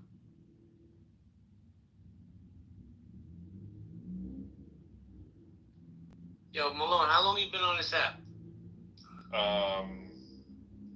Since 2021. Oh, you've been on for a long time. I've been on since the beginning as well, but I remember when COVID first happened, bro, there was literally 5,000 rooms about COVID. Yeah. I wish I was here in 2020, the first year. I was, man, and it's changed so much. People who thought they were influencers found out they're just regular plumbers from Cleveland. Huh. That's funny. I think when Clubhouse did the Thanos snap, it humbled a lot of people. Which one? What do you mean? When it changed versions, when it became this current version, but when you lost your followers, I remember a so-called influencer, Honey Shakur, who was a professional panhandler. She went ballistic. She's like, "What do you mean? Those are my people. I earned them. Why are you taking away my followers?" And she was tight because she was making big money on this app. Wow. And she had no talent. Her talent was she wouldn't shut the fuck up. Oh my gosh. And she'd have her Cash App up, and that girl would clean up. And listen, I respect the hustle. Vendetta, am I lying, bro? I'm not lying. She's a hustler. And boy, she got a lot of suckers on. I remember one time, Agent, no bullshit. We were a bunch of people in Grant Cardone, a bunch of other so-called big shots. And she's at the mall with her kids, and she's like, "Uncle Grant, can you cash out me some money?" And then she put her kids on the phone and said, "Hey, Uncle Grant, can you send us some money?" She got like 6 people to send her like $500. Wow. That's pretty good. Good hustle there. Bro, she is a hustler. She's a panhandler. Like, I live in New York, right? So, Vendetta's a green. So I don't even know Vendetta, but she's a green. But let me tell you something. I live in New York, so if you drive certain parts, you got all those panhandlers come knocking on your window. That's her. That's Honey Shakur, knocking on your window. May I have $1, sir? $2, sir? But how do you get mad at the hustle? Listen, one thing I say about her, she wasn't a con artist like some of these other motherfuckers grabbing money with both hands. She at least was respectful and said, "Can I please have $500?" And then she put her kids on the phone, bro. How do you put your kids on the phone? That is bad. Yeah, shameless. People like pimp out their children. It's horrible.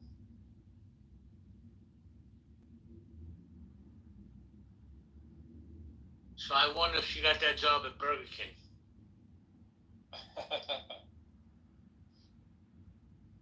Bro, no bullshit. She tried to get into the rap game. Now, I'm a middle-aged Caucasian guy. I don't know much about rap other than Biggie. She was atrocious.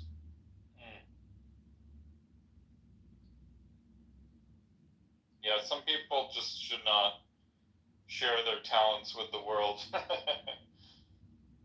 Their lack of talents.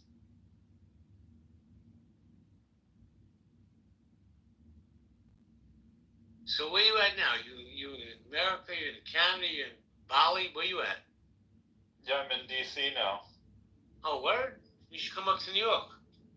Yeah, maybe I will. Come up to New York. Me, you, and Uncle Norm will go out to dinner or out to lunch. That'd be fun. Yeah, and what we'll do is we'll stick him with the bill. Trust me, he can afford it. I bet he could. Whoever's vaccinated in this room, just raise your hand. I'm curious to see how many people have the vaccination. Looks like it's just me and you, Malone. Wow. Yeah, I've developed so many health problems since I got vaccinated. Well, I'm not trying to be too personal if you don't want to answer, but what kind of health problems? Hemochromatosis is one. What is that? Like iron overload. What does that do to you? I don't know. It like your whole body just starts to get oxidized, and like iron deposits in your organs. Oh my god, that sounds fucking horrible, bro. It's not good actually. Does it hurt? Not yet. Maybe like a little bit. Does it affect? What's up, Dr. Williams? Does it affect your manly parts? Everything. Yeah, brain, balls, liver, heart. What else has happened to you with this vaccine? I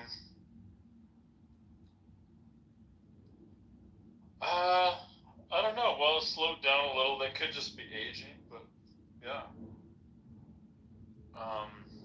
Well, I hope you feel better, Dr. Williams. No, how old are you, Malone? You're like 25, right? No, early 40s. Oh, it's aging. Do you wake up and your knees hurt? Yeah.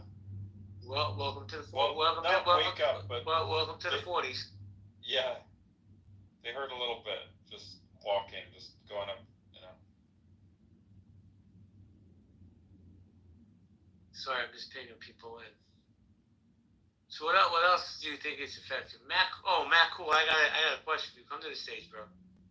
Respectfully, Matt Cool. See, that's the only way you'll come to my stage if I'm nice to you. What's up, JB? Yeah, you've been trying to ask me something for a while. I'm curious what that is. I forgot. It's old age. Yo, Matt, are you vaccinated? Yeah. Oh yeah, which one did you take? No, I'm unvaccinated. I didn't do the vaccine. That's a smart move, man. Me and Agent here are both vaccinated. And I gotta be honest, I regret getting it. Hey, do you have a fourth leg coming out of you now, or you got something going on? Nah, you know when you don't feel right, and I just don't feel right. I mean, I'm not sick or anything, thank God. I just don't feel right, and I get very sluggish very fast. Now I did some blood work.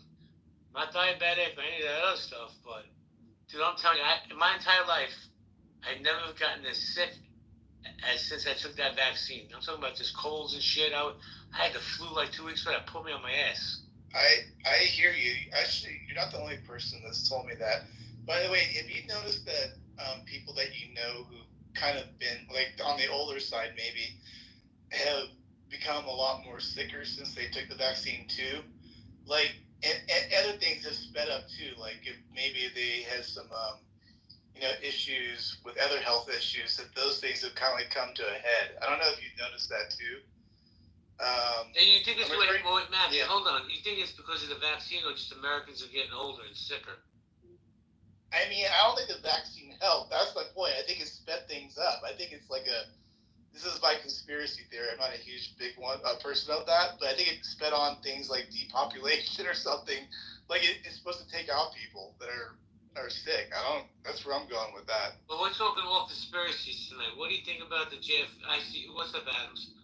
What do you think about the JFK file being released? You think that was the CIA who killed him? Yeah, I mean, there's I know there's a definite, like, I don't know, like, there's so many conspiracy theories around that particular piece. I'm really open to hear everything, but I don't think our government is up to any good. Well, Matt, can I offer you? Oh, sorry. It's okay. I'll come right back to you. Matt, the anti-Semite that Malone said it was Mossad. Well, that would be an anti-Semitic remark for sure. I think the COVID vaccine got a lot of people sick.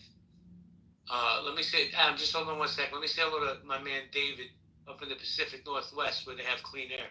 What's up, Davey? We do have clean air. Good evening, everyone. Just headed to dinner. Just wanted to say hi for a minute. Dave, you vaccinated? You know what? I took the first two. I was almost. Which one? 2020. I took the first two Pfizer.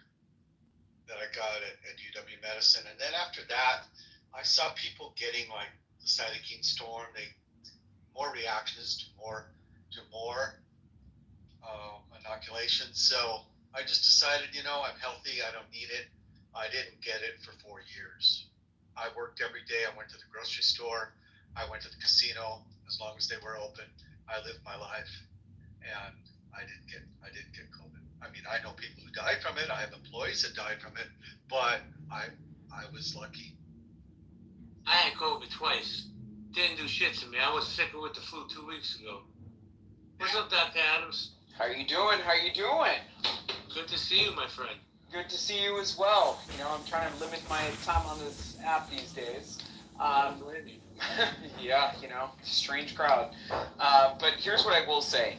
Looking at what Matt had just said, and I'm offering this as a point of conjecture and also as an alternative theory as to how JFK met his demise. Do you think that maybe perhaps he met his demise as a result of Palestinian national radicalism in the same way that his brother met his demise at the Ambassador Hotel? I'll tell you what, I learned Jack Ruby was a Jew. I didn't know that until I read that. Well, there's also a conspiracy theory that Sirhan didn't kill Kennedy because he was in front of him. It's been Kennedy debunked. died. That's been debunked? It's been debunked multiple times. The man confessed. But whether he confessed or not, we don't know the situation or circumstances, Adams, that made him confess. So let me ask you a question. Just as, people who aren't Jewish can face anti-Semitism, is it the same in terms of looking at how Palestinian nationalism can actually be deployed through other groups? It's kind of the same thing. I mean, we saw a bunch of Americans, following 9/11 that decided that they wanted to join ISIS. Well, you got all these college campus kids, these dinglings. That's my point. Yeah, they run around. But Columbia just backed down today.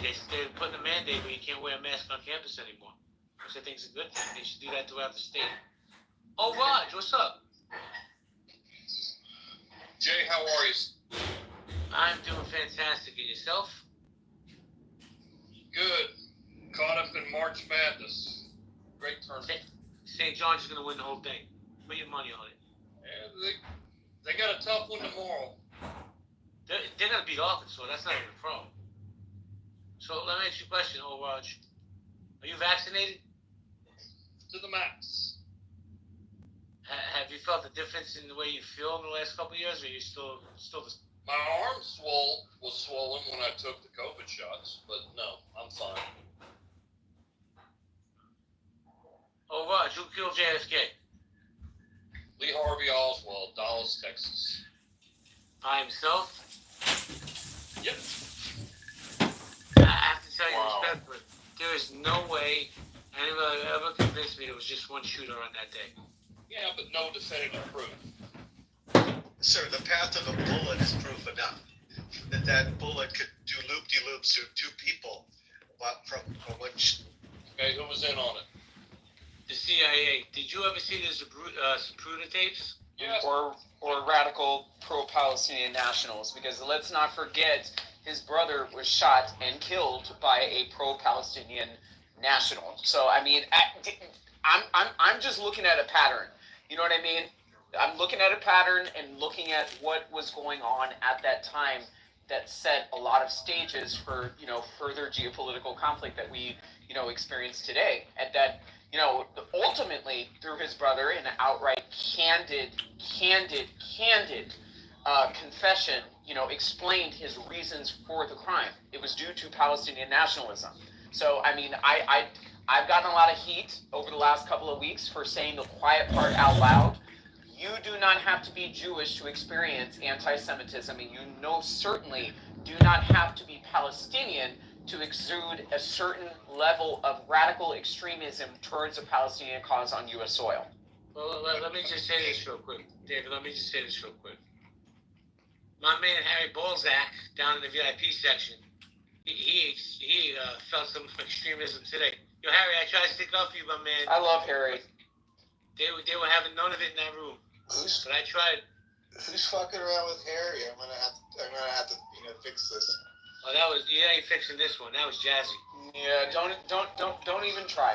So, the point of conjecture was that Harry, way back in the day, apparently called her the N-word, and, she feels then justified to be attacking him in his personhood. So, I'm not going to go down that road of further explaining that, I am regressing from that beef, and I am disengaging. So anything that you guys have to say about that, that's quite frankly your business. However, I will say that there is an off-kilter justification of why that person feels like they need to be attacking Harry in his personhood. All right, then. Well, Harry, we tried. David, you were going to jump in? I'm not being contrary, Adams, but we're talking what, the 60s when Kennedy was shot, and there was Palestinian nationalism going on then. You don't think that there were further lingering roots as to why his brother got assassinated? I need to do more get more knowledge. I mean, it was only about, 9-10 months before I just blurted out on stage, like, do you guys not feel that these protests are reminiscently familiar to a lot of the extremist Palestinian nationalism that was going on, when RFK was assassinated at the Ambassador Hotel? And I understand that there was a lot of people on this app that were working for his campaign and, felt very strongly about distancing that narrative from the overall political conversation that was taking place. But it's also a very relevant fact to introduce as to why we're seeing the radicalism as it exists today in America. People are too comfortable. Show me the nexus between RFK's murder and JFK's murder, please. Well, I want to ask you questions to the room. I guess I'm not getting an answer. No, you will. Just give him a few minutes. But let me ask this question. And I'm being honest because I know Matt's going to want to say something on this. Could Donald Trump have done a better job handling COVID? That's for anybody. Yes. He did a great job accelerating what they called the vaccine, making it available, mRNA, taking it off the shelf. But after that, everybody knew the distribution wasn't his strong suit. Hey, I just want to say, in, what was it, October, before the election of 2020, Kamala was out there saying, like, I would never take the vaccine. Trump, this is something Trump cooked up. She was trying to save us all. Unfortunately, it got to her after, she won the election and they were in power, and then it was suddenly like, oh yeah, everyone's got to take it. But she was trying to warn us. She was trying to save us from the vaccine. I would say Donald Trump's grade of the vaccine during COVID was a strong A. Probably the best thing he did in his administration, first term. Got it. Sorry. That's all right, Adams. Excuse me. I got to be honest with you.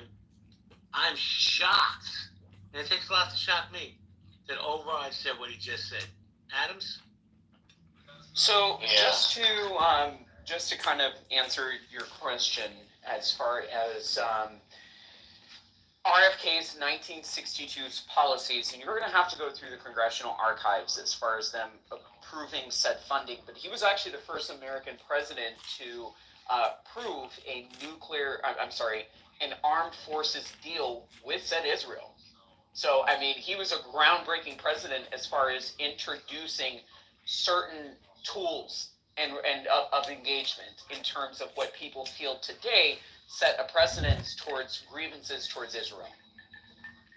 Does that make sense, Oraj? No. Right. And, during his brother's time in Congress, he voted on a lot of policies and initiatives that were aimed towards protecting the liberty, integrity, and the sovereignty of said Israel. So, I mean, there is a Kennedy alliance, in terms of furthering a Zionist cause that a lot of people, hold grievances with today and even back in the 1960s. So let's not forget that, RFK was assassinated by a Palestinian national, citing his specific policy positions in supporting the state of Israel. And again, and hold on, in putting on my tinfoil hat, I'm more inclined to believe that if there was any special action committee, whether it be foreign or domestic, it was mainly centered on Palestinian nationals and that supported, the person that ultimately assassinated JFK. That's just my opinion. No nexus at all. No. All right. Well, let me just say this before I go to mind virus. I want to say rest in peace, George Foreman. He was a bad dude, and he was very smart. I think he had like 15 kids. Like 12 of them were named George, which is bananas to me. But he became a very classy act later in life. And I think everybody has owned at least a George Foreman grill. And I just want to say, downtown June Brown, I love your PTR. Mind virus, what's good? That's because George Foreman never got in the fucking ring with me, buddy. Listen, I say this respectfully. I don't think George Foreman was afraid of any Canadians. Hey, no. I don't know. Was George Savallo around at the same time as George Foreman? I don't know if they were bought. I don't even know who that is, but... he's the guy that beat up fucking Ali. Oh, I don't know. So Ali and Savallo had a fight, right? This is in the 60s. Maybe 70s, 60s. And although Ali won the fight, he spent the next 3 days in the hospital. And Savallo later that night went dancing with his wife. So, goes to show you. It goes to show you stories that made... Get Raj. George Foreman, the pride of Houston, Texas. Yes, sir. Like I said, everybody had a George Foreman grill.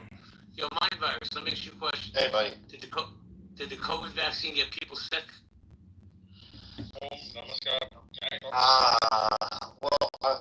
I can only give from the Canadian perspective. I took it a bunch of times. I never got sick from it. But we didn't politicize it up here. We didn't really think about it in political terms. It's a different culture. Can I interrupt? No, you can't.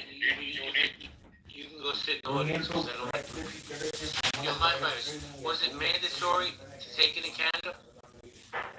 No, it was not mandatory. Except if you had to deal with a lot of people, I'm not even sure if it was mandatory then. I know that the teachers union had some kind of, I don't know how they worked it out with the government or not. Did you guys have to wear masks? Yeah, we were asked to wear masks. And that was kind of the choice of the stores. Hold on. You see, that's where words are important. Were you asked or were you told to wear masks? I think it was asked. I don't think we were forced. There was nothing forced. But I think, But the thing is, if you left Canada and you wanted to come back in, then you needed to show proof of vaccine. So that's kind of forcing, right? They give you the choice, but they also say there are things that you can't do without it, right? So it's kind of forced and it's kind of not at the same time. But I wanted to go to fucking Puerto Vallarta, so I took the vaccine. Did you ever have COVID? Yeah, I actually did have it. I lost my sense of smell, which sucks because I'm a perfumer. I lost it for about 6 months. Dude, I couldn't think of a worse sense to lose as a perfumer. I was okay. Yeah. Now I can smell fine. Yeah, but you know what? It wasn't such a big political thing up here. I think the way that the government fed it to us is they said they don't have like perfect answers. And nobody here was expecting perfect answers from the government because it was an evolving situation. Right? And so we knew that there's only a certain number of beds that can be filled up at one time. So basically what was told to us, if you take the vaccine, it should hypothetically slow down the spread of the virus so that the hospitals don't get all filled up at the same time. That's how it was given to us. All right, that's some breaking news, folks. Thank you, Mind Virus. Give me a second. I want to post this article to the top. This is crazy to me. Hold on. Matty Cool, what do you think about this? Look at the Jumbotron. Yeah, I already saw that. Kamala even, like you said, Joe Biden, the entire family has been. He's so fucking petty. It's terrible. It's petty. Petty. Do you know what they were trying to do to Trump? You don't even know, do you? Now I know. I mean, the whole situation is petty. Did Biden revoke Trump's security clearance when he was president? I don't think so. I mean, Trump was getting documents to Mar-a-Lago. I think he reduced it at very most, or cut funding. I remember some news story around that. I mean, why would he? I mean, there were no wars that were going on. Yeah, but you know, these type of foreign conflicts when Trump was president. Well, I heard that it was costing American taxpayers upwards of $3 million a year just for security for Hunter and Ashley Biden. Oh, $3 million. Don't even get me started. He was leasing a $10 million house right across the street from Passages, Malibu. Right across the street. $10 million house. How much security did it for the Trump family when he was president? He's a former president. We're talking about the child of a former president that, quite frankly, exposes the Secret Service to a greater liability and, greater function considering the nefarious things that he does. Hold on, Adams, because I'm breaking one of my cardinal rules. I have two Canadians on my stage at the same time. So, I'm just saying. Taking over, Yeah, but we love Rafi. Hello. Yeah, Rafi's like, listen, Rafi gets dual citizenship in my room. Rafi, what's good? I'm willing to revoke my Canadian citizenship if need be. You're going to be our 51st state anyway. As I say, JB, alhamdulillah, your words to God's ears. Oh, we got another Canadian in the room, but not on the stage. We got y'all. Y'all, if you come up, that'll be a record breaker for my stage. 3 Canadians at one time. Yo, Rafi. Oh, hey, he's coming up. Did the COVID vaccine get people sick? You're asking me? You don't leave Rafi on stage. Oh, sorry, I didn't hear you say Rafi. To be honest, I have some fucked up stories about this vaccine. But I'll sound like a conspiracy theorist, but this happened around me with, my own circle, and I do believe people got sick. But again, like any other vaccine, you're injecting yourself with a disease, right? So yeah, that's the thing. Take it or reject it. Just like the flu shot. You're supposed to get a little bit sick, and then after you're supposed to get better. Well, I'm gonna say, right. Look at the lineup we have. We have 3 strong, viral American men at the top, and then the rest of the Canadians. Good one, Jay. What's up, y'all? Oh, what's up? I just came up so that there'd be more Canadians. But I guess the vaccine did get people sick, but it prevented. Saved everybody. It exponentially prevented more people from getting sick. Yo, what part of Canada are you from? Montreal? Correct. Yes. The accent gives you away. Mind virus. Where are you from in Canada? Let me guess. Saskatchewan.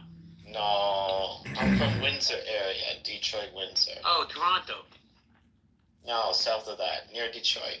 Yo, man, let me tell you something. Toronto got some hot chicks. Cross the bridge from Detroit. Jay. Yeah. Here's the thing about the vaccine thing, right? Like, you can't prove something that didn't happen. So here, JB, like, if nobody took the fucking vaccine, everybody said, fuck the government, I'm not taking it. And, like, millions and millions and millions of people died, right? Then we would only know that the fucking thing actually worked, right? So you can't prove something that didn't happen. And you can't also say, well, you know what I mean? You need, like, 2 separate realities to play out and then compare them. And then you know for sure which would have been the best thing to do. That's the problem with viruses, right? You cannot fucking, you know what I mean? Well, let me touch on something real quick. Rafi, I see your hands raised. Open your mic, please. Yeah. So, Rafi, let me ask you this. We're going down a rabbit hole tonight. I'll give you an example. I believe the CIA killed Kennedy. That's a conspiracy that people have been saying for decades. That's the one I actually believe. What conspiracy have you heard that you actually believe? Myself? Don't say Bigfoot. It was Ralph. He did it. No, the conspiracy. There's a lot. Listen, I believe COVID is one big conspiracy to itself. Because after COVID, there was a ripple effect on everyday lives. How it switched, how governments took power. They took more power than they needed. It's just, I believe it was one big social experiment. And everybody complied.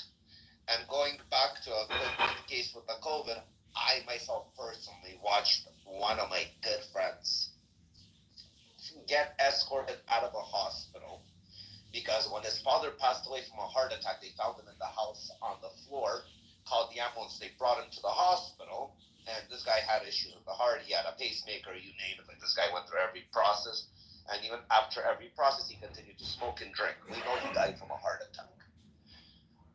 They said it was COVID. When his dad was never even leaving his house, he was just sitting home all day long drinking.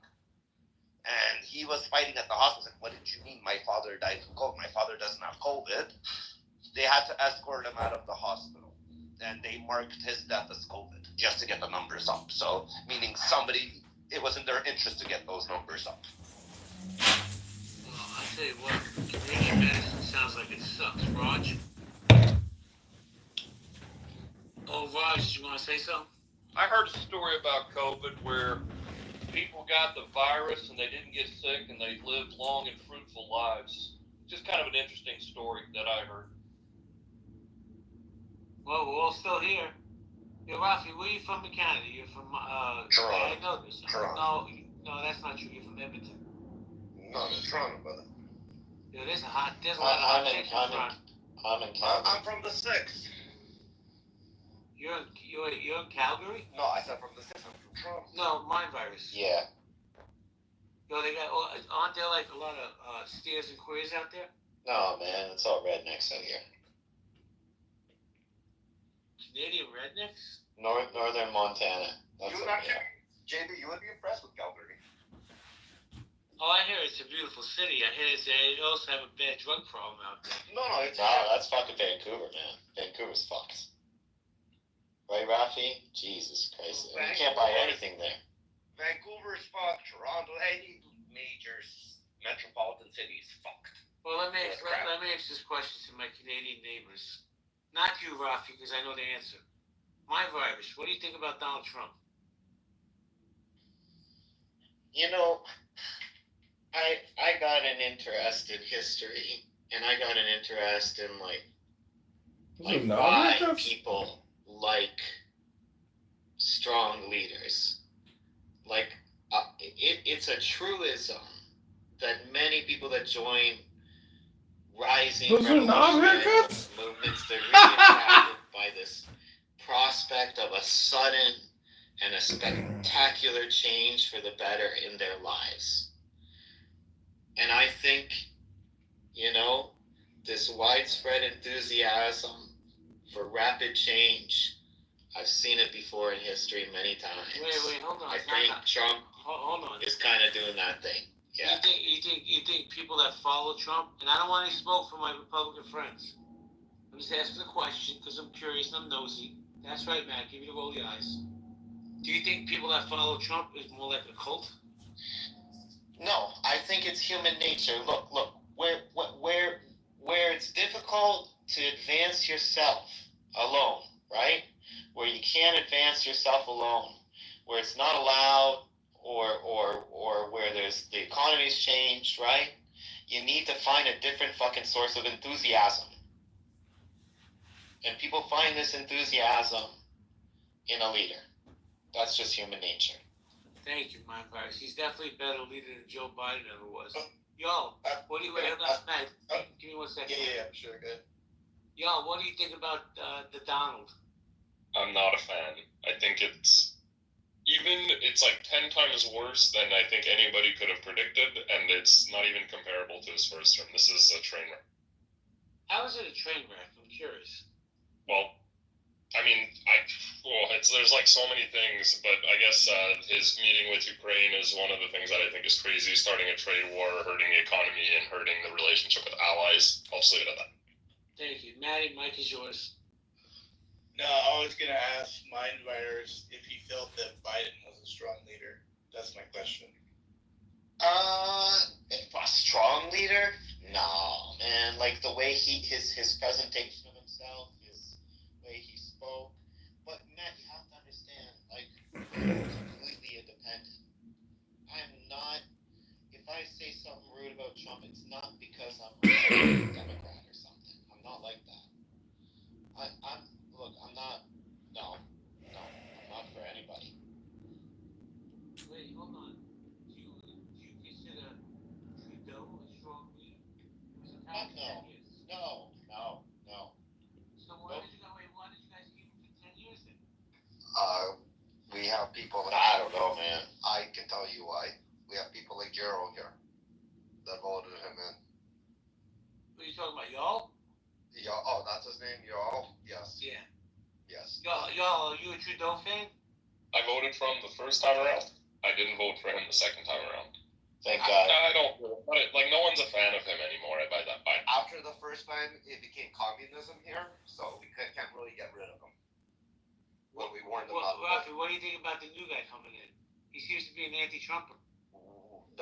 which new guy that came in already that they put in without a vote, that they made a prime minister here in Canada, that we didn't get a chance to vote for. Well, that sounds like the Kamala Harris story. Oh, it's another Democrats, it's liberals. They play again. It's the most dirtiest party there is. I don't understand when people are gonna start waking up. The next guy that's gonna get in is gonna be kind of like a Republican, JB. Pierre Poilievre. Yeah, Pierre. Okay, yeah. And look, JB, we're concerned with our own shit. It's nobody. We don't have any anti-Trump parties. It's not like that. We got our own stuff, you know. This guy's an anti-Trumper, the guy that's going to be the prime minister, but no, there's no anti-Trumpers or for Trumpers in Canada. What do you think? What do you think about this guy Ford, who threatened to shut the electricity off to New York? Can I just say something about Ford? He's my favorite conservative by far. I love him. I'll tell you what Ford is trying to do. Ford is trying to build his name up right now. When he does run, he wants to show that he was a strong leader. He's making. Well, Rafi, respectfully, was that the guy that was smoking crack? That's his brother. That's his brother, man. He passed away. His brother passed away from cancer. He was the crackhead, yes. And he was mayor of Toronto. He was mayor of fucking Rafi's town, bro. Correct. He was the mayor of Toronto. But he was a good. Listen, he was a good guy. The funniest part, like Trump and like Ford, for example, they weren't politicians. One is a crackhead. Yeah. But he was a crackhead that had common values with the common person. Yeah. So he knew what the fuck, I'm sorry for my language, he knew what the fuck the struggle was with the common person. Even though, yes, he is a crackhead. But I'd rather have an honest crackhead than a lying politician. Yeah. Lying to me because they can structure. Hold on. Is it possible to be honest and a crackhead? Yeah, it's possible. Look at Hunter Biden. Hold on 1 second, guys. Wait, Rita, can you come to the stage? We're trying to keep the stage balanced with Canadians and Americans. We need a strong Canadian woman, please. Euphony, nerves. I'm from India. Oh, that don't count. We don't care about India. No, respectfully. Hold on. Rena, how you doing? I'm okay. I just came on. Thank you for the invite, but I'm actually heading to sleep, sir. Well, I just have one question for you. If they made put it on a referendum, a vote for Canadian people, for Canada to become the 50th. Oh, I'm all in favor. I like you. But here's the thing. Even if we had a referendum, it doesn't really matter because right now the Liberals are holding all the power. So, like, a referendum wouldn't do anything. The Liberals are holding on power with Trump in the White House? No, we're talking about Canada. The Liberal Party. They keep refusing to call elections, and they brought in this new Mark Carty guy, so... Well, the election's next month, in like 30 days. They're gonna call it. We're gonna get Pierre and probably Rena. I hope so. The tides are turning though. The Carney's doing really good. I have to tell you guys respectfully. Carney. I have to tell you respectfully. Canadian politics is so boring compared to American politics. It really is. We like it that way, man. We want it that way, to be honest. Fucking boring. We have scary politics. Canadians are equally as boring, so. Yeah, we like it that way, man. But you're so nice.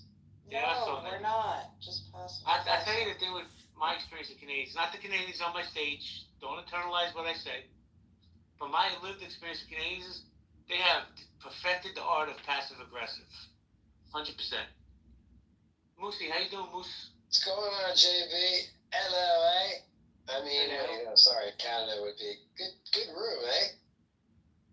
Moose, what do you think? You think the COVID vaccine got people sick?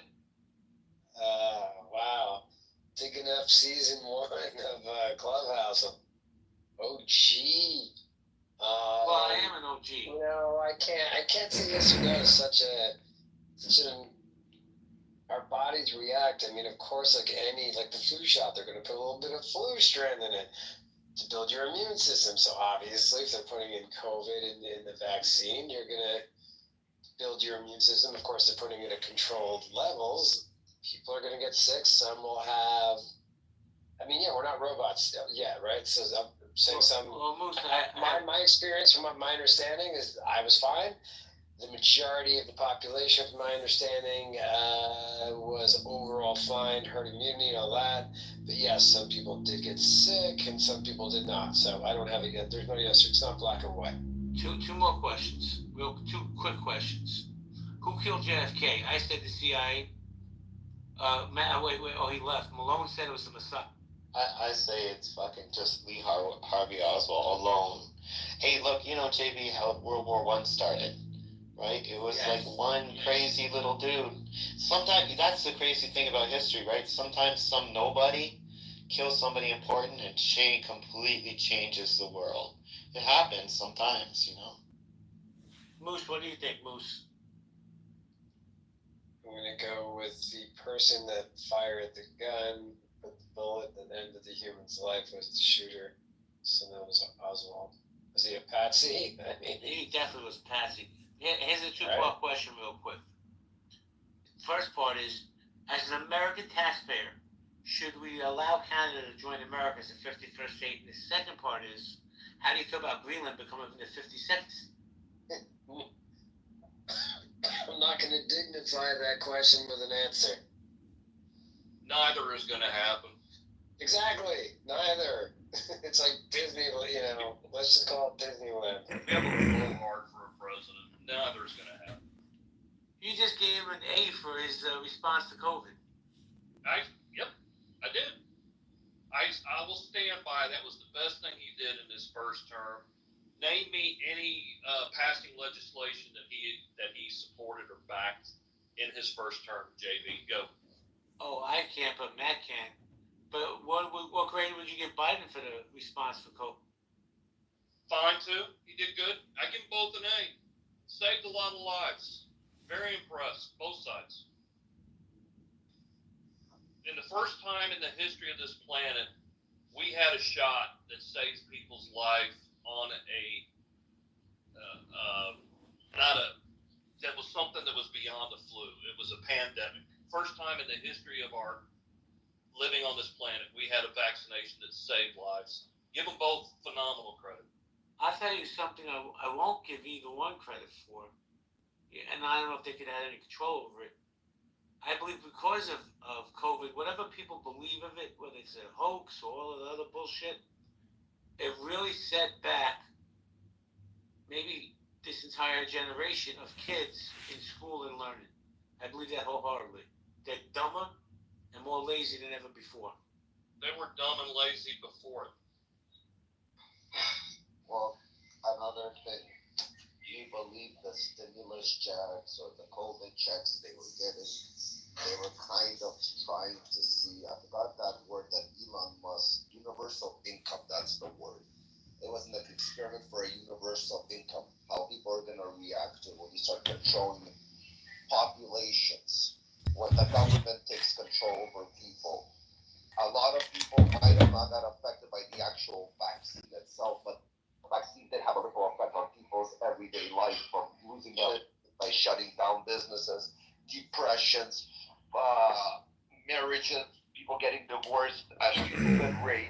showing how they can't be with their significant other for more than 6 hours a day. It was just a shit show. Hey, Rafi, hold on just 1 second. Where's it? Are you Edmund? Because there's people on stage that don't want to talk when you're here.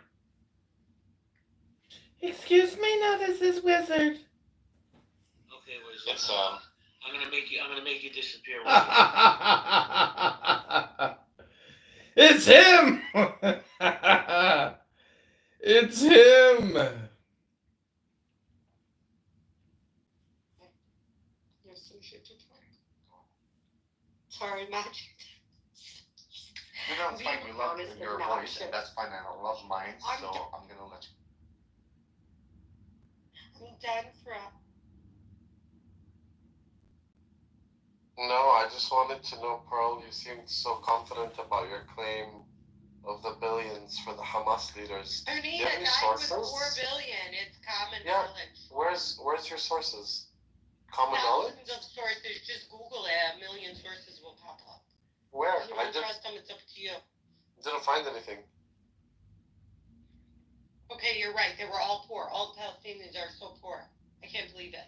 None of them had billions. You're right. I'm just curious, how can somebody even quantify that? Where are the assets? Where's the banks that are holding all this money? There's no paper trail. But yeah, you say it so confidently. Okay, so what is your claim? That they died penniless? What is your claim? No, I'm just surprised at how confident you made that. Everyone knows this. Everybody knows this. What does everyone knows this mean? What does everyone knows this mean? This is so dumb. But this is just an issue of corrupt leadership, not, nothing to do Again, with we know there are corrupt we know there are corrupt leaders everywhere, but to say it with your chest, the Hamas leader died with $4 billion. What was reported? What was reported? You can reprint the article since you said it. You can say, Pearl, you can say, that, again, you guys are missing my point. You can come up and say, I've read the reports, or some news agencies have reported this and this and this. I wouldn't have come up. But you said it like it was fucking written on the fucking, I don't know. I think you're overblowing this. I'm really not. It's just funny. It's just really funny how you said that. I'm glad you're entertained. It's not even been Do you have proven. anything else to offer? It's not even been proven. Do you have anything else to offer? There's no problem. No, you can't give me a source, so. I don't care about all that. That's Can we talk about something that's... Of course, until the next time you say some bullshit again. Okay, I'm glad to have a measuring stick present. I'm always here waiting to call you out. So, Euphoria, what are you contesting? That they stole? Or you're contesting the amount that you're saying that they stole? They didn't steal. No, I'm contesting the ginormous propaganda of all the Hamas leaders have stolen all the aid money, and they're all multi-billionaires living in castles all over the world. I think it's pretty very clear on this.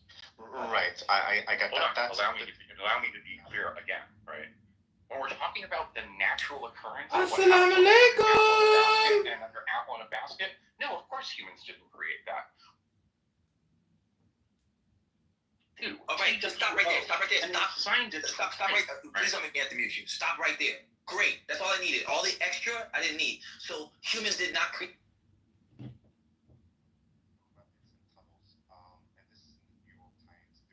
Why would you trust the New York Times? But here's the thing, right? The fuck is... In this whole Sister Kelly, I'm finding that oftentimes we're having to be like defend Hamas. I don't think you're Hamsawi. I don't think that having heard you speaking, you're such a I don't think the majority of Palestinians like Hamas. The majority of Palestinians don't like Hamas, right? But here we are having to defend Hamas, and they're not an organization that represents our values. Don't forget. I definitely wasn't defending Hamas more than I was calling out Pearl's bullshit. Right. I got that. She's just a parrot. She listens to the Zios, repeats their bullshit parrot fucking I didn't talking listen points. to the Zios. I read articles. That's where I got it from. Mm-hmm. Right. I mean, I don't know about the 4 billion. You sound like an asshole, dude. Why are you here? Like, why are you here? Exactly. To call you out on your bullshit. Well, can we go back before we get to also the other topic about this guy that you guys all seem so impassioned about when I called him out, and he still has this room crying wolves like. أقول لك ليش? Can I tell you why Majid in all honesty? Yeah, go ahead. Okay. Because once again, which you've done this before, and don't cut me off, and then I'll completely go on mute, and then you can talk and counter. You've done this before, where it's مش وقته. It's not the time to call out a guy and see if he's Palestinian or not. He's making a point about a story that is true for a billion other Palestinians. Whether or not we think he's fake or not, he's making a point about tanks and oppression and occupation and all that shit. You derailed the room, made all the Zios happy, and called him out. For what? And completely missed the whole point that he was making. Nobody ever responded to his point. Nobody ever responded to his point about why he can hate Zionists because tanks fucking attacked him and his family and not hate Jews at the same time. And everybody started talking about, oh yeah, this guy's a fake, and Tali came up and said, I heard him here and there, but who the fuck cares about this guy? We're talking about the message that he was talking about. Well, that's what pissed me off, personally. Understood. So you may not care. Maria, let me respond, please. Thank you. Just mute yourself. Thanks. You may not care, but I do, because I'm a local and I'm hearing somebody, a foreigner, speaking in the language, like speaking on behalf of the locals. And here's the thing, right? My like the story that he told was already like pretty fishy, but that wasn't where my concern was. I wanted to push back on his solution, because his solution entailed a very unrealistic approach to a two-state solution that I've never heard any Palestinian speak. And when I, as you remember, initially questioned him, I questioned him about how he had entered Israel, because I know the system. I know how they treat Palestinians on the ground. Once you arrive, they give you they force you to take the Palestinian like the Hawiya al-Khadra, and he didn't even know the most basic stuff.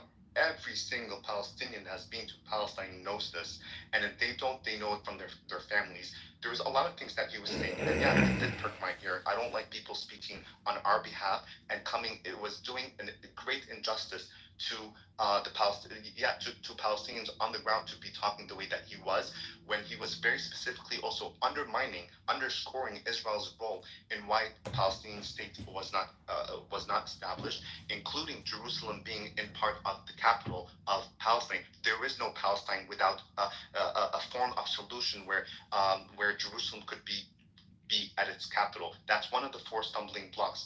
So you can be dumb, you can have grown up, I don't know, in America, blah blah blah, be whitewashed, all this. But if you've been at least once, and he said at least once he's been to Palestine, Israel, then he would have known that difference. And I'm quite certain also at the age of 8, he would have he would have known the difference between whether he was actually in Jerusalem or he was in this. There was a lot of things that he said, and I have absolutely every right to question him.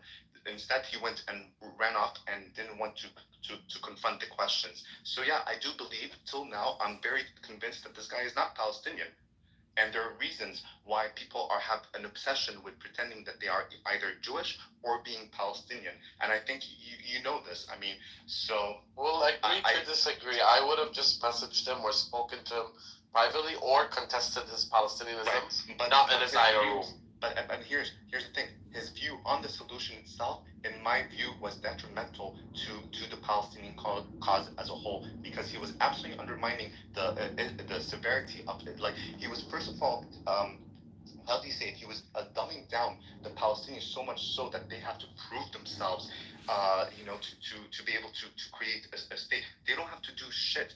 Israel needs to just stop with its control, the way that they're controlling the hard power of the Palestinian Authority, to throttle its economy, to all the settlements, right? That's what needs to happen for a Palestinian state and he didn't touch on any of those things. And he was dumbing down the Palestinians. Palestinians are very capable, some of the most intelligent, the most highest literate in the Middle East when it comes down to, and he totally dumbed down Palestinians. So yeah, I saw that he was doing a huge disservice to the Palestinian cause, and that's why I felt the need to speak. Yeah, like I said, we'll just disagree. I don't. I agree with you on the premise and what your issue is with him. I just don't agree on approaching him where you did and around who you did. That's just my issue with it. But it's fine. We'll just disagree. Yeah, but to me, it's a huge thing to come here and impersonate or to pretend that you are something that you're not. And I'm willing, as I said earlier, to put my bets that he's in fact not Pal. And imagine, I'm not putting down how much you feel about him faking it. I'm not saying.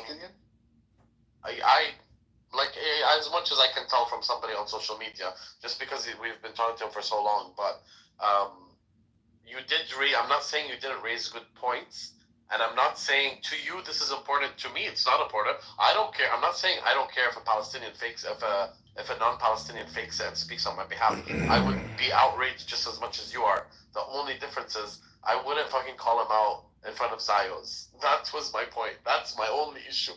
That's it. So the Zayos were the issue here. Yeah, of course. Yes. 100%. The same way, the minute you entered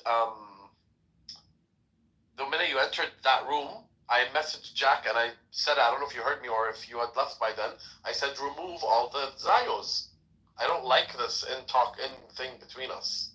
I just don't. I would never come up, and I'm saying it now because BB has heard me say this and other people have, but in general, I would never come up and be like, Majid doesn't speak for Palestinians.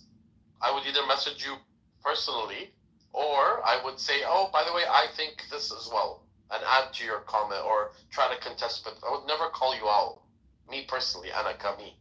Yeah, but do you remember that how it started? I actually questioned him. I had questions. I said, I understand how people will question someone and people have questioned me. I'm laughing because I'll tell you why. Questions couldn't answer. I'm laughing and I'll tell you why. It's because I was away from my phone and then I heard you speak. I'm like, oh, Majid's finally back up and he's talking. And then you said one thing. You're like, you were talking a bunch of nonsense and my ears perked. And I'm like, oh shit, Majid's coming for him. And I knew it ala tul.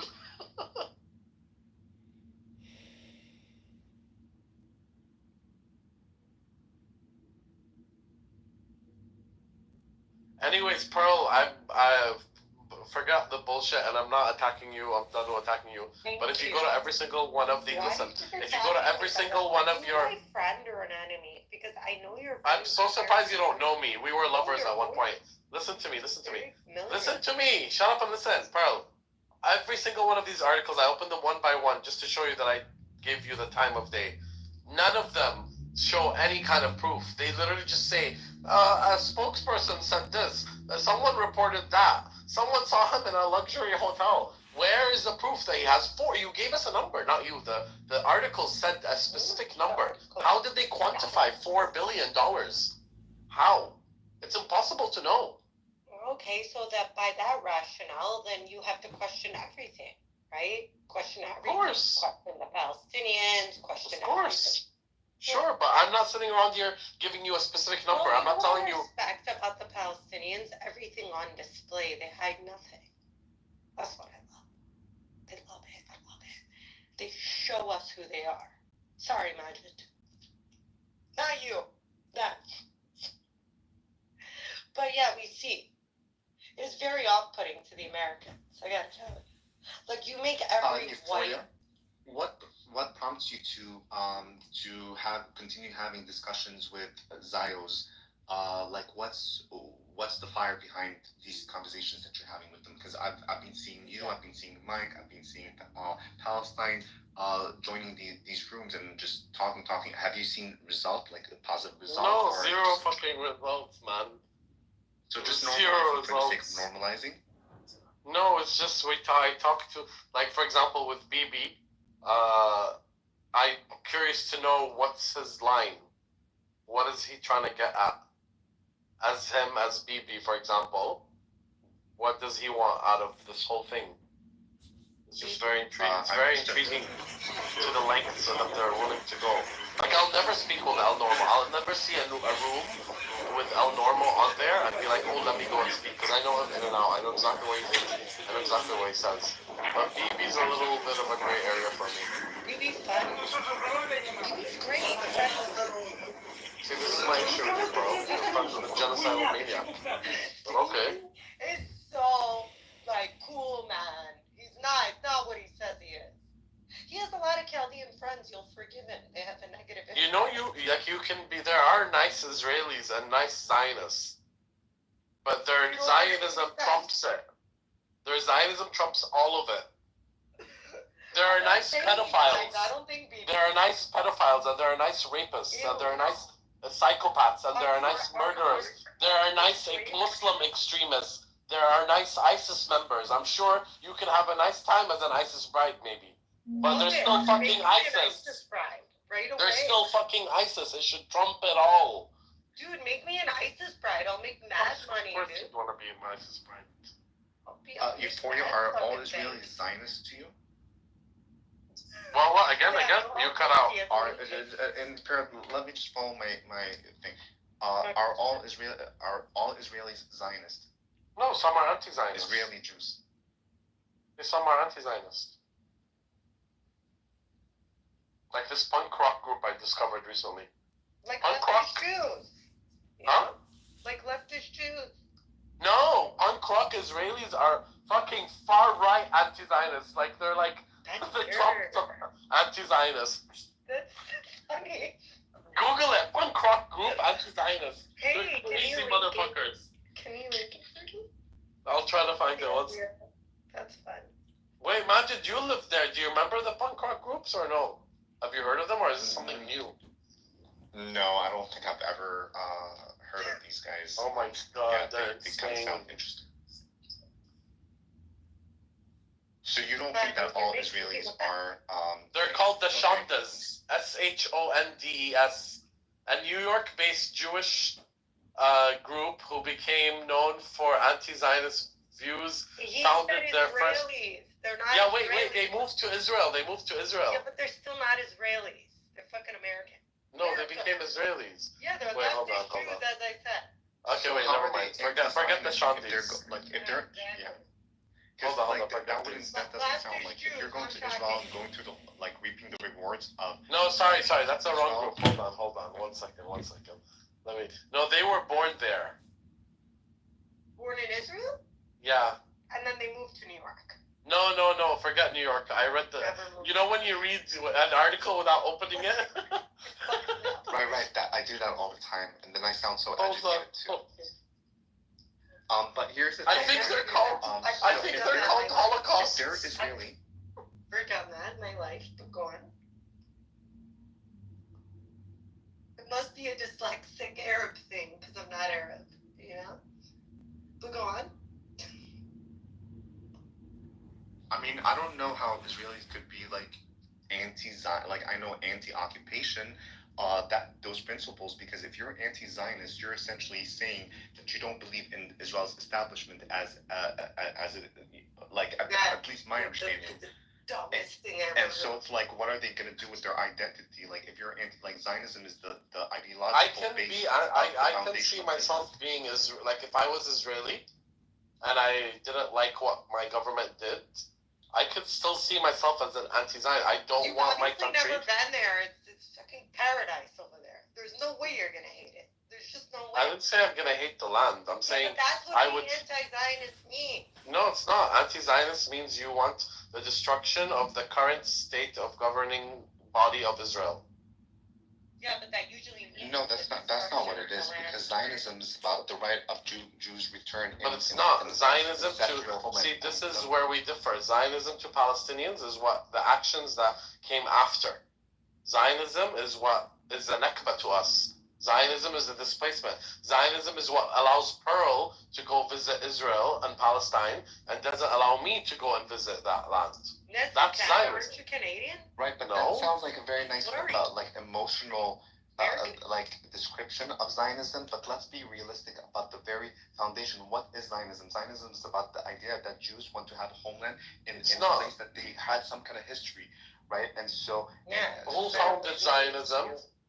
Who founded Zionism? It doesn't matter what it means to you and your emotional response. Who founded It has a Zionism? definition. It doesn't matter. It has a definition. Who founded Zionism?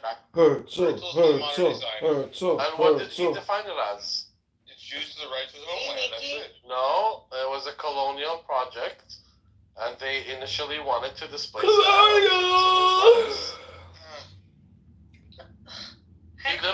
He literally sent a group of people, and they came back and said, "Fuck, Theodore, there are fucking people that live there." And he said the only way we can do it is either to, get rid of them or move them.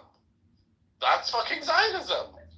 I don't care if you want to flower it up and say it's the Jews' homeland. It can be the Jews' homeland. It's how you went about and created Zionism, how you manifested it. It fucked a lot of people up. Fuck them So are you American? I'm fine with being I can call myself a Zionist if the land was created, with the peaceful agreement of the inhabitants at the time, and they came to an agreement, and half was Israel, half was Palestine, or if Israel decided to pick some barren land in the desert that nobody was there. I wouldn't be okay right now if Palestine was free and all the Jews were killed or massacred or displaced either. It goes both ways. But when you want to say Zionism is just the right of the Jewish people to self-determine in the land of Judea and Samaria, sure, but how were you able to do that? Your Independence Day is my Nekba. You can't, it's historical facts. It's not my emotion. It's not what I'm attaching to the definition. It's literally what happened. The man has a point.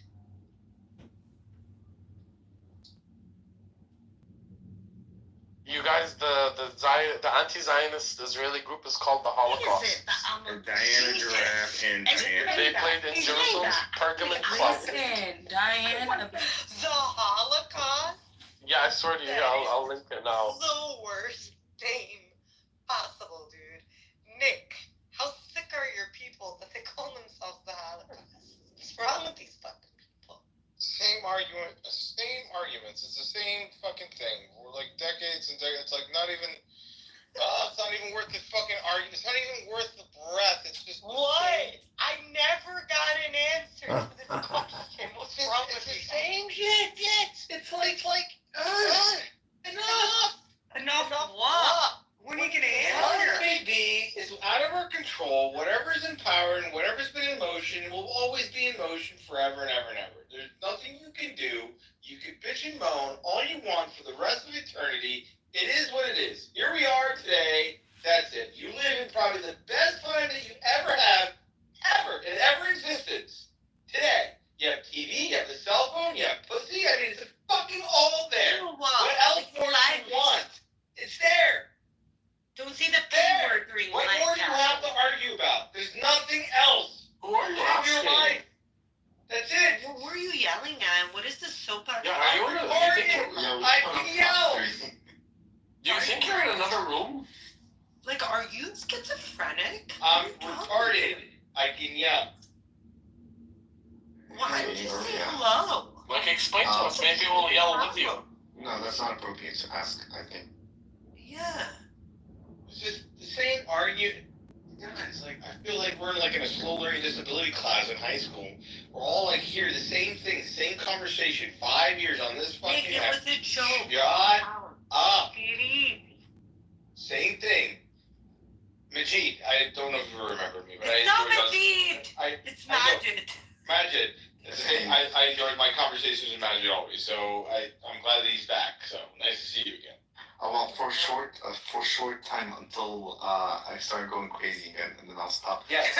It's sometimes it can be stressful, these comments. It's the same thing. It just Again and again. I know I can't talk about Palestine, Majid. Are you going to talk about Palestine in every room? The only person that can go on forever and ever without is Norm. Norm he could literally live in these rooms forever.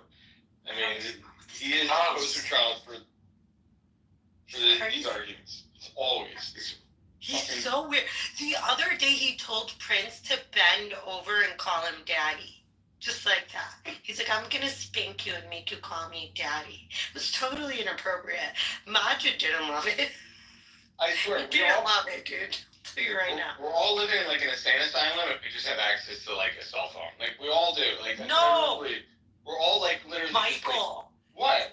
Norm said this in like a big room in a very seductive voice. It was creepy as fuck. It was bad. It was bad. So bad. Bend over and call me daddy? These things don't happen in Arab rooms.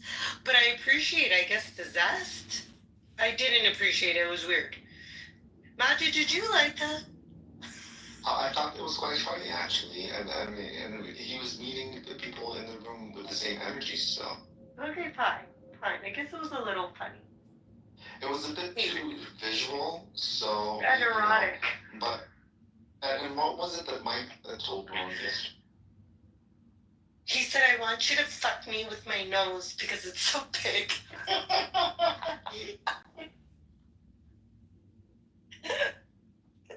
Oh, man. It was a doozy. It was a doozy. It's hilarious. You missed it, Mickey. Where were you? What's going on? What's going on? Taking care of my sister's house. Oh, nice. And her dog. I'm moving into my new place. It's pretty cool. Oh, really? Nice. Mhm. Happy for you. Thanks. You're welcome. You okay? Yeah. Are you hitting the gym? I What? am. Are you eating? Yeah, I just got back. I had just finished dinner and. It sounds like you're eating.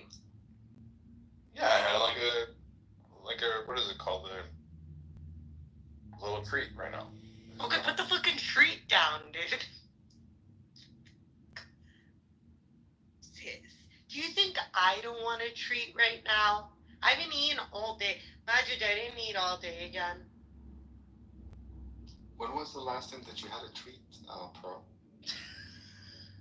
It's been a long time for her, that's for sure. No, not at all. Sounds like I actually just came in from hanging out with a few people, and it was a great time. Fabulous time. Bro, you need to start looking for a nice Italian boy.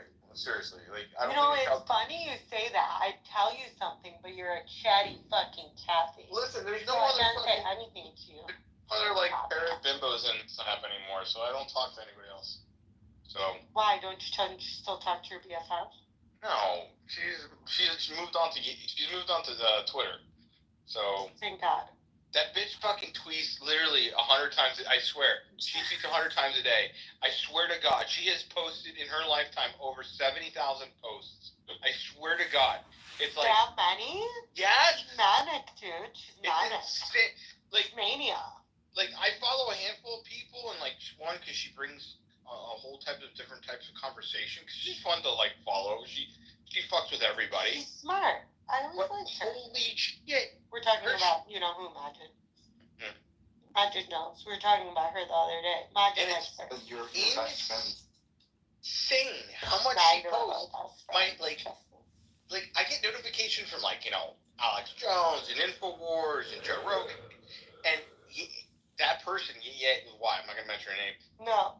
It is literally 3 times more than the amount that any of the other fucking people that I follow. It is. I'm like, God, another post. Oh my God, another response. Another post. What? It's all day. It's all fucking day. It's wild. Wild. So, what do you have a problem with it? Let her. I don't, but it's interesting because I'm just because some of the conversations she gets herself involved in are oh, that's funny, haha, she's fucking with other. Person. But at the end of the day, I'm like, holy shit, she posts a ton all day. It's nuts. It's funny. That's all. Who is this person? Hello, JH. How's it going? Are you guys able to hear me well? It sounds a bit muffly. Oh, is it better now? Are you No, using still a a bit voice muffled. changer? No. Ooh, Pearl, good cat. Hmm. It's my AirPods. Yeah, sure. Are your AirPods from We're so 1979? skeptical. It's crazy. Yeah, it's We're probably Rockies. We're so paranoid, dude. We're so paranoid. We always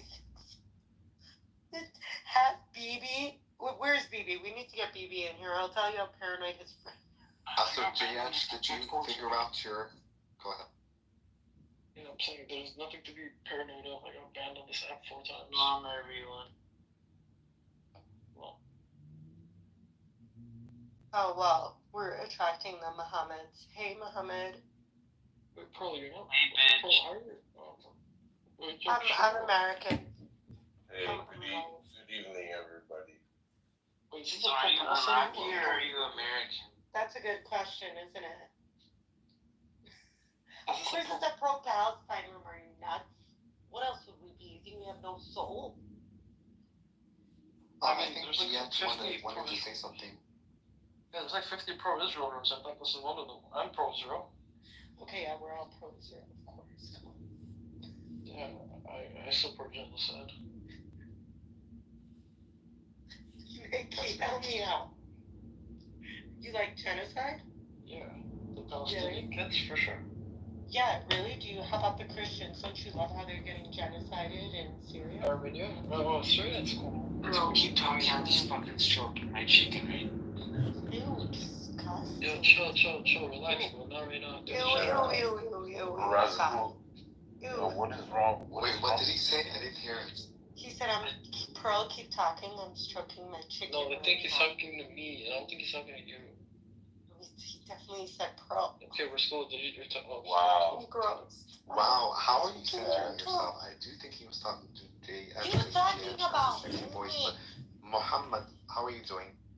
I'm good, myself. How are you doing? Doing well. Earlier, you also were charming in, so I just wanted to say hi. Oh, thank you. It's beautiful to be in this space. Just a lounge. Just relaxing. It's no fucking way. Are you? Can I ask where you're from? Originally, my parents from Morocco.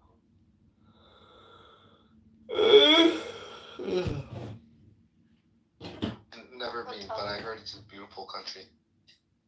Very beautiful. What color are you, Muhammad? May I ask?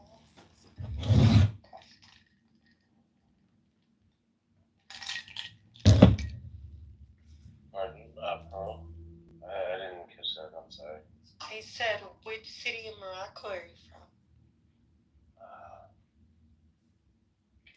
Being up your ass. Dirty gay.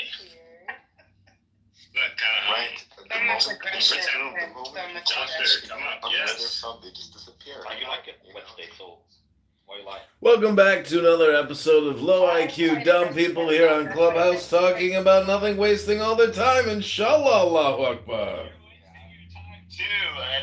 I'm recording you wasting your time. Yeah, that's even worse. That's even worse. It's not worse. You're doing it worse than I am. Why are you talking so loud? You're literally doing it worse. Allahu Akbar, don't be so angry. Your time is coming. You're being resettled in Egypt. It's great news. You got a new house.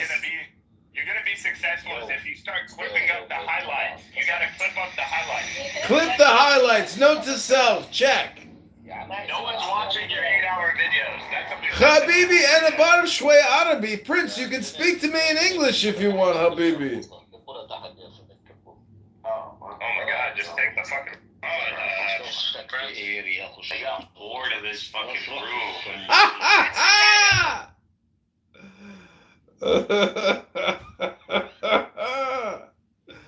Let him roast. Let him roast. No, أنا ساكن بأمريكا كاليفورنيا. عمرك كنت في أمريكا؟ لا والله أبد لا لحالي. ويعجبني أروح صراحة. أحب أروح لأمريكا بس يعني تعرف فيزا صعبة. الوضع شوي متساعد. Allahu Akbar. Have you heard the good news? 500,000 are going to Egypt. That's the first tranche. Allah Akbar!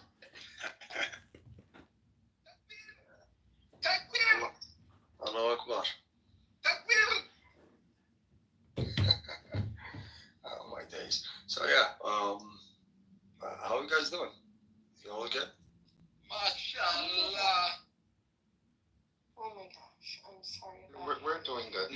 How are things in Baghdad?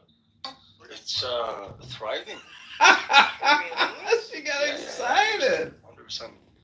Okay, and I want to come back. You should. You definitely should.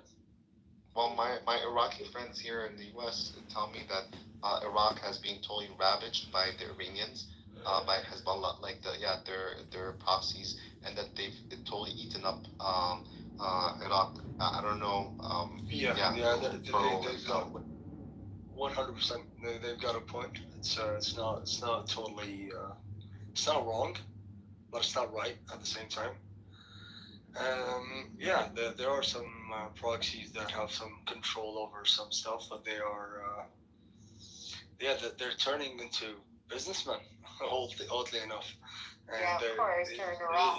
What else are they gonna do? Yeah, no, they used to drive around with weapons. 7 years ago, but not anymore. So they're turning into. Some of them are turning into the steel industry. One of the bad ones. One of the bad ones that I actually have problems myself with. But no, it's calm. It's really calm, and I really hope for this stability to stay. It's relaxing. It's nice to see the people. Thank you, Majid. To see the people happy, see the people think about the future and all that, but I don't actually see the stability in the region to stay for a long time. At any moment, war could break out and fucking hell let loose. So but I'm optimistic. So what's your guys' opinion about the issues in the region? What do you do, sir? What do I do? What? Like for a living? I'm an engineer. Nice. Yeah. What kind of engineer? A petrochemical. Oh, nice. Okay. Yeah. So you work in oil. I do work in oil. Baghdadi works in oil. Yeah. Typical. I love it. Pays good. You're American, so hell yeah. Oh yeah, we love oil. So are you an investor also? No. No, you just work. I just work in a refinery. Just boring, but just it pays well. Get that fucking money, baby. Not many people know how to do it. Get that money, baby. Oh yeah, I think we could use one like you in America for like the definition of it. Come on. Give me that visa. Give me that green card. Come Let's on, go. Pearl, what were we talking about yesterday about the thing about Iraq? What? Gushing over Iraq. So much. Go ahead. You said so much. Only a few inappropriate things are sticking. Oh, really? Yeah, maybe we'll.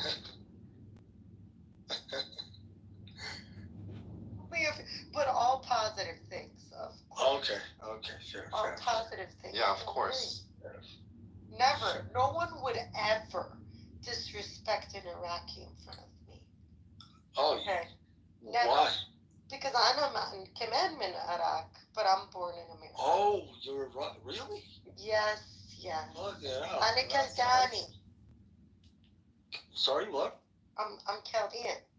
Oh, Chaldean. Okay. No, you are 100% Iraqi then. Yeah, 100% more Iraqi than you, my friend. Yeah, you're the old ones, man. Like, fuck it out. Get back to your roots. Come back here. Can you imagine? I've never been there, and like my my God, no, you should. You definitely should. 5,000 years, Majid, no one was born outside of that land, except me. I'm the one. You made the whole country. No. I want to build a hospital with my name on it over there. No, it's not the Assyrians who started like the civilization. It was the No, it's not the Assyrians, bro. Yes, it was. It was. Yes, it was. It was the Akkadians who became the Assyrians and Babylonians. We are them. I don't know what to tell you. No, it's just like it's the civilizations. No, what? Why don't you look it up? You want to look it up before you talk? Trust me, I've had like hours of Who started it? boring conversation with my father about this. Trust me. Trust me. Like they coexisted With who? like this. With who? Sumerians and Akkadians, and then the two empires merged. Like I don't know in what age, into one civilization. It happened. Yeah, it happened in the south. And then the Akkadians became the Babylonians and the Chaldeans. That's the way. I mean, the Babylonians and the Assyrians. Both of them. Yeah, that's what I'm saying. So did you see how they discovered those ancient Sumerian ruins? Yeah. And there's all this alien type of carvings, magic. Aliens! Ooh! Alien head with a human body, and it freaks me out because it's 30 years old. Yeah. Where are they getting this imagery? Yeah, it's amazing. It's so cool, dude. Yeah. And it makes you think that really, like, the most ancient of us are the fish, because they all sort of look, because the aliens sort of look fish in a way. Like, the membrane is the same, wet, and, like, translucent. And it gives this vibe. And it's very weird.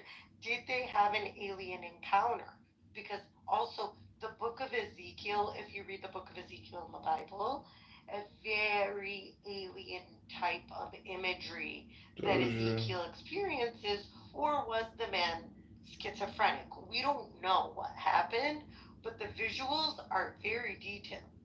And it talks about a chariot lit on fire, heads pointing in different angles, very strange imagery.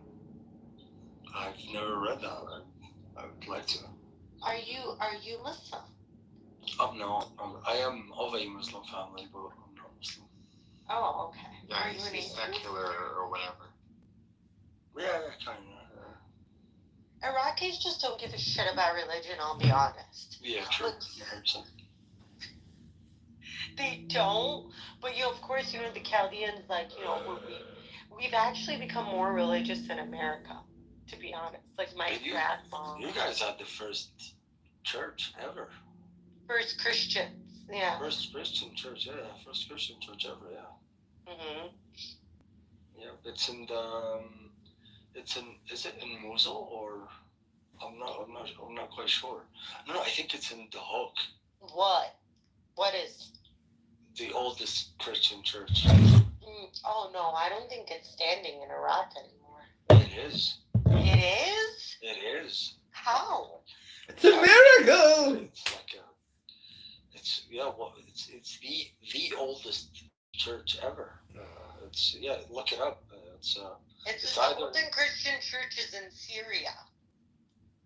No, look, maybe I'm mistaken, but if you look it up, you'll find a video on it on YouTube. I've watched it. I've seen it. I think it's it. I think it is. I think either one of the oldest or the oldest. But yeah. So the oldest Christian church is obviously where Majid was born. Obviously. The site of the Last Supper, they built a church. So that one is considered like the first Christian. So maybe the first, I don't know, Catholic maybe church or something? Yeah, maybe Catholic. Maybe the first Catholic church. I don't think so either, no. Not in Iraq. Yeah, I'm not. Whatever it is, we were old, to be sure. We have old blood, and it's so ancient and tied to the land.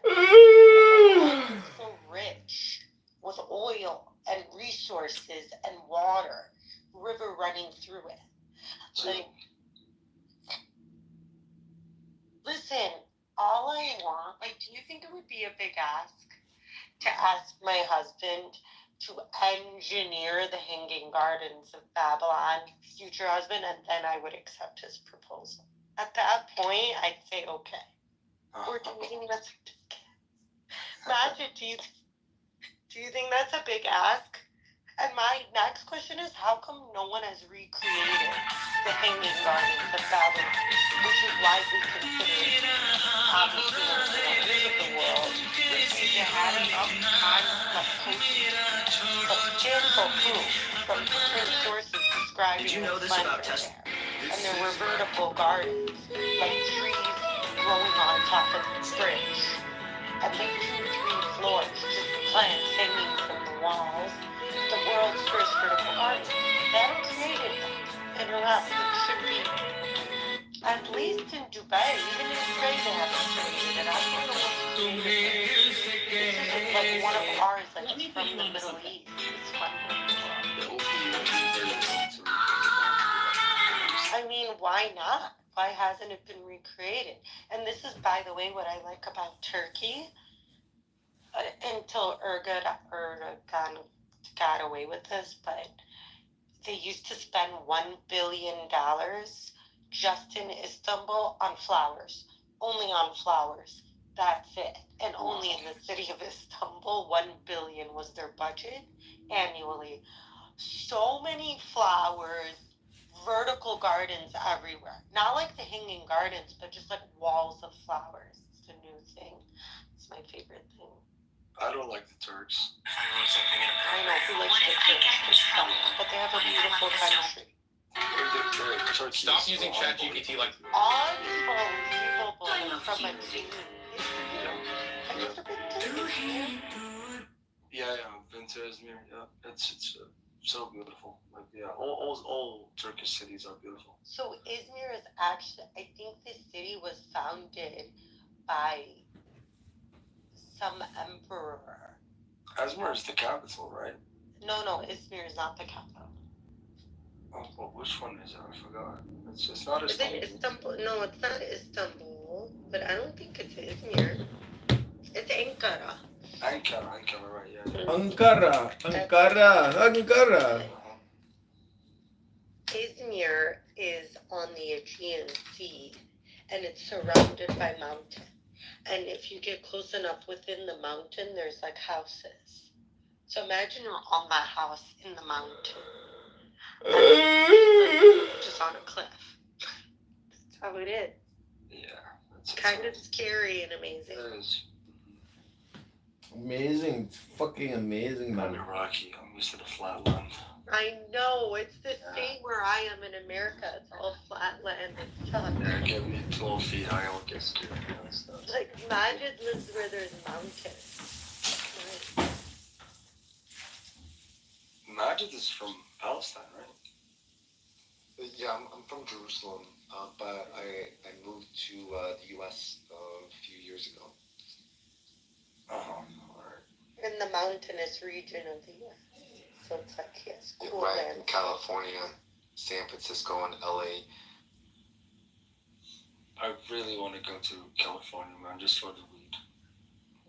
For the weed? Honestly, the week will turn into years, I think. No, not for a week. For the weed. For the weed. For the weeds. Yeah, of course. You know, that really does matter. Actually, also talking about that yesterday, Pearl and I, about weed and whatnot. But you know, it's very destructive. It's not good for your. I know, El Rey is used to like regular weed. Let me tell you something, El Rey. The THC content in the weed in Los Angeles will decondition you, will turn you into a vegetable, okay? Oh, yeah, really? Yes, will suck away all the motivation from you and overall leave you depressed. Like, listen, I think weed is like alcohol. Like, it should be only fun socially sometimes, in my opinion. I have the same opinion, actually, yeah. Yeah, like sometimes. But I heard meth is becoming a problem in Iraq. Is that true? Yeah. Okay, this is a fucking big problem. Iraqis used to always be afraid of things like that. Shinu meth. Like, I understand weed, but meth? Yeah, but it's like they are fighting it like really hard. It's not. Yeah, there's like they They're Who's solving fighting it? with force, yeah. Who's fighting it? The police, and So the government. you do realize that when the Iranian regime in Iraq, which I like to call them the Iranian regime, closed the liquor stores, because liquor stores were always available in Iraq. I was like, oh wow, I'm dumb. So I was like, oh wow, they're becoming so conservative. Meanwhile, my Iraqi friend's like, no, that's not why. It's about money. I'm like, what? He's like, yeah, they closed the liquor stores to push their meth, because they want people to do meth instead of drink. Because they know if it comes to a choice between meth and drinking, the Iraqis always going to choose whiskey 10 times out of 10. Yep, choose whiskey, always. So Girl, now they have to choose meth, and it should be protested every day in the streets. Yeah. It should be protested every day in the streets. Carol, I love that. I'm your source for that. I really love it. I told you that actually like 10 days ago, and it's true. It's actually true. What do you mean you told me? We You're the one who told me this. Yeah, we talked about this. Yeah. You're my friend. We're friends, girl. Come on, you forgot about me. God damn. I can never forget about you. What's your name though? Is it Ray? No, where's Ellie? Where's Ellie? Wait, your name is Roselli? I know Ellie. Oh, Ellie. Ellie, yeah, Ellie. Is it Ellie or Eli? No, Ellie. Okay, Ellie. Okay. Ali? Is Ali? Yeah, Majid, Ali. Oh, Ali. Ali. Okay. Yeah. I thought you were saying Ellie. No, yeah, Ali. Yeah. So yeah, this is true. This is actually true. This is horrible. I'm scarred by your story. Okay, can I ask where is the meth all coming from? It's coming from the Iranian militia. It's what's funding them, Majid. That's how they're funding everything. How do you think they think they have all this money? No one's throwing around money. They have to make it somehow. During the war when Israel went after Hezbollah and they were going after the proxies, I heard quite some of my Iraqi friends who are very pro-Palestine. At this point, they were like, we hate Hezbollah, like we hate Iran's thing so much that they were kind of like, no, let Israel do what it's doing to them. Really? I have to say that I think Iran has been like a cancer. I've not met any Iraqis to say that, but I'm sure they feel this way. Right, behind closed doors. A lot of they actually say this openly. We're not scared from any. Yeah, we're not scared from any. But Israel doing what they want. Gadan, you know what that is? The Iraq's people are men, like, and they're like they produce, and you know this, they produce the most businessmen and the wealth, and it's very sad that what happened, because Iraq is like at the heart of civilization. And yeah, like when I meet Iraqis or like I hear the word Iraq, I feel a very strong kinship to Iraqis. So that's why me and my Iraqi friend became so close, here, and yeah. That's cool. I really appreciate you saying that, man. Cheers. Iraqis are so much cooler than anyone else. Be honest, Majid. Look at what's come in here. Yeah, but a bit rougher around the edges. And then you meet an Iraqi and they're like female, like they have adab. Like they speak with respect and they're easygoing and cute. Unlike your friends, dude, from your fucking tribe. They come in here, oh, the Zios. Losers. No offense. I'm so sorry. But like they're just like, they do you a disservice. I promise. From where Majid's from, I think they're more passionate because they're a bit close to. They're not dead inside like us. I've seen them up. I think because they're passionate about and emotional about what's going on, because they're from the region. Right on. Really close. Obviously.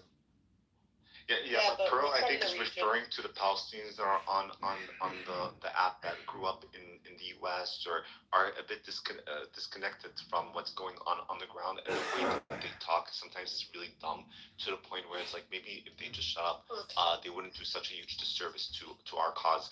Especially people who are trying to promote, intifada and violence or and there are many of those here are promoting ideologies that are very detrimental to our cause as a whole, because we're not, unfortunately, Palestinians are not in a place of power to be able to kind of be promoting that type of ideology either. So, when I hear people in diaspora who are not, they have obviously skin in the game because they're Palestinian, but they're not bearing the consequences of those type of teachings. Is the people on the ground that are, and that to me is very, that just really bothers me. Yeah, 100%. But there's also, there's also another point of view to this matter, that the people on the ground, they might don't have other choice. Imagine, did you think about that? They don't have any other choice than to fight. Don't you think that? No, I think that the majority of Palestinians don't want that, and they don't want to promote it, and they also don't like Hamas, by the way. Of course. Yeah, the majority of don't. But here's the thing: I think the truth, there is, it's a combination of different factors, right? And that's just one component. But the people on the ground, I think, also understand that Israel exists. They've seen it. They see it through the eyes of, they legitimize the state just because it exists. That's what we grew into, in a sense. So, I don't know. I think it's a very complex. It's just like everything about the Middle East is very complex. I actually disagree. I don't think it's complex. It used to be complex, but I think the solution is a two-state, and it always have been. But one side has all the power, and the other doesn't have anything. And the side that has all the power decided that those people will never have the same rights as the people of Israel, and it's. But they do have the same rights. They live in Israel. How about the ones that live in Israel? They all have the same. Yeah, I know that there's a few that live in Israel. There's not a few. There's 2 million. No, I'm not talking about the people in Israel. To be exact. But I don't agree with you. But I'm not talking about the. They have the same right. No, what I'm saying is the Iraqi perspective of this. I understand it, by the way. It's It's not Iraqi perspective, Beryl. Come on. No, I'm telling you, these guys enjoy so many more luxuries than the Christians ever did in Iraq currently right now. Let me tell you something. They hold Israeli. The 2 million hold Israeli citizenship and are afforded all the rights. I'm not saying they're not treated as second-class citizens, but they get on. Okay, they're not all oppressed. Let Tani speak. I want to hear him driving his point. Yes. Yeah. Okay. No. I'm gonna answer Carol about the Christian Iraq. The Christians of Iraq. I hate when somebody said that. When anybody say that, I'm sorry, because we as Iraqis, of religion, Muslim, Christian, whatever, everybody loves the Christians. Everybody in here acknowledges that the Christians are one of the best Iraqis ever. I don't understand where this comes from. I swear, man, no, this is the truth. This is not me. If you come to Iraq one day, I promise I'll take you around. I'll show you in Baghdad, in other cities, and you can go and ask the people, what do you think about the Christians? We adore you guys. We love you. There's no hate for the Christians in Iraq. I keep hearing this. The Christians got kicked out of Iraq. This is not true. The ones who kicked the Christians and prosecuted the Christians in Iraq are fucking ISIS. And we killed those motherfuckers. We killed them, okay? We killed them in our ground. We drive them out. They don't have any place in this country, and they will not forever. Like, we fought those motherfuckers, okay? And now we want you all back here to your country to, like, this is your place. This is your place. You started this 5,000 years ago, and you need to come back to your country to build it again. That's what we want. So let's leave that, because Christians are loved in Iraq, and it's not of any debate. Okay, so back to the Palestinian issue. The Palestinians in Israel, they evidently have less rights than the Jews. Well, that's okay, because it's a Jewish country, it's a Jewish nation, and it's all right. It's like, I don't mind it. It's, they can do whatever, but like the West Bank in Gaza, those people don't have any rights. Like, they can just drive tractors and destroy houses and get people out of them and seize the land. And just like that, nobody will talk about it. And people get killed. And also East Jerusalem, East Jerusalem don't have any, so there are, I don't know how many thousands, hundreds of thousands that live in East Jerusalem that don't hold any type of citizenship. And so if they want to travel, they have to request in advance, a month ahead in advance, travel documents called laissez-passer. And if they leave the country, I believe it's 4 or 7 years, then they will lose any right to ever return. And so when we are talking about equality, I mean, those are issues that we cannot kind of gloss over, because they have huge implications on marriages, on families. But also, as a Palestinian citizen of Israel, yes, we are afforded many services, and we do. I understand that today Israel is it's a homeland for Jews. But we're definitely second-class citizens, and the inequalities are best seen when it comes down to land allocation. So there are many major Israeli cities that are being built all across towns, all across. But when it comes down to Palestinian or Arab cities, there is no. We haven't expanded. Basically, not enough land. Like, we haven't been given land, and it's because of a very racist, underhanded type of policy of how it works to ensure that land allocation state lands, and the one that is privately owned is going to be given through committees only to Jews. In fact, I have my uncle. He married a woman, and she ended up buying a place in a kibbutz, or not a kibbutz, basically in a Jewish neighborhood. And the committee of that neighborhood, when they found out that he's an Arab, they pursued him. They basically wanted him out. So there's when it comes down to expanding our towns, we aren't able to. But since 1948, there have been many new Israeli towns, and so that's just part of it. But the education, and also the right of return, which has huge implications on the population, because a lot of families have been separated, and so those are things we can't gloss over. And there's a lot of other things. But really, as you both were saying, Palestinians in Gaza, East Jerusalem, and the Palestinian territories, yeah, they're absolutely living under terrible conditions, and yeah, they're not afforded the opportunity in Gaza. I mean, yeah, now, and here's the issue as well, is that they keep talking about it in the media as though they're targets. 500 people or 400 people in one go is not a target. That's all the Palestinians have become targeted. Hell, yeah. So how are you pro-Israel? You said earlier. How is that? Pro-Israel is a very strong word. Who are you telling me, or? No. Pearl said, like, we all here pro-Israel. Oh, I think she's a bit I don't know if he's exaggerated, dramatic. In my life, and if I said that, that's not something I would say as an Iraqi. Like, I am American, and I'm pro-America.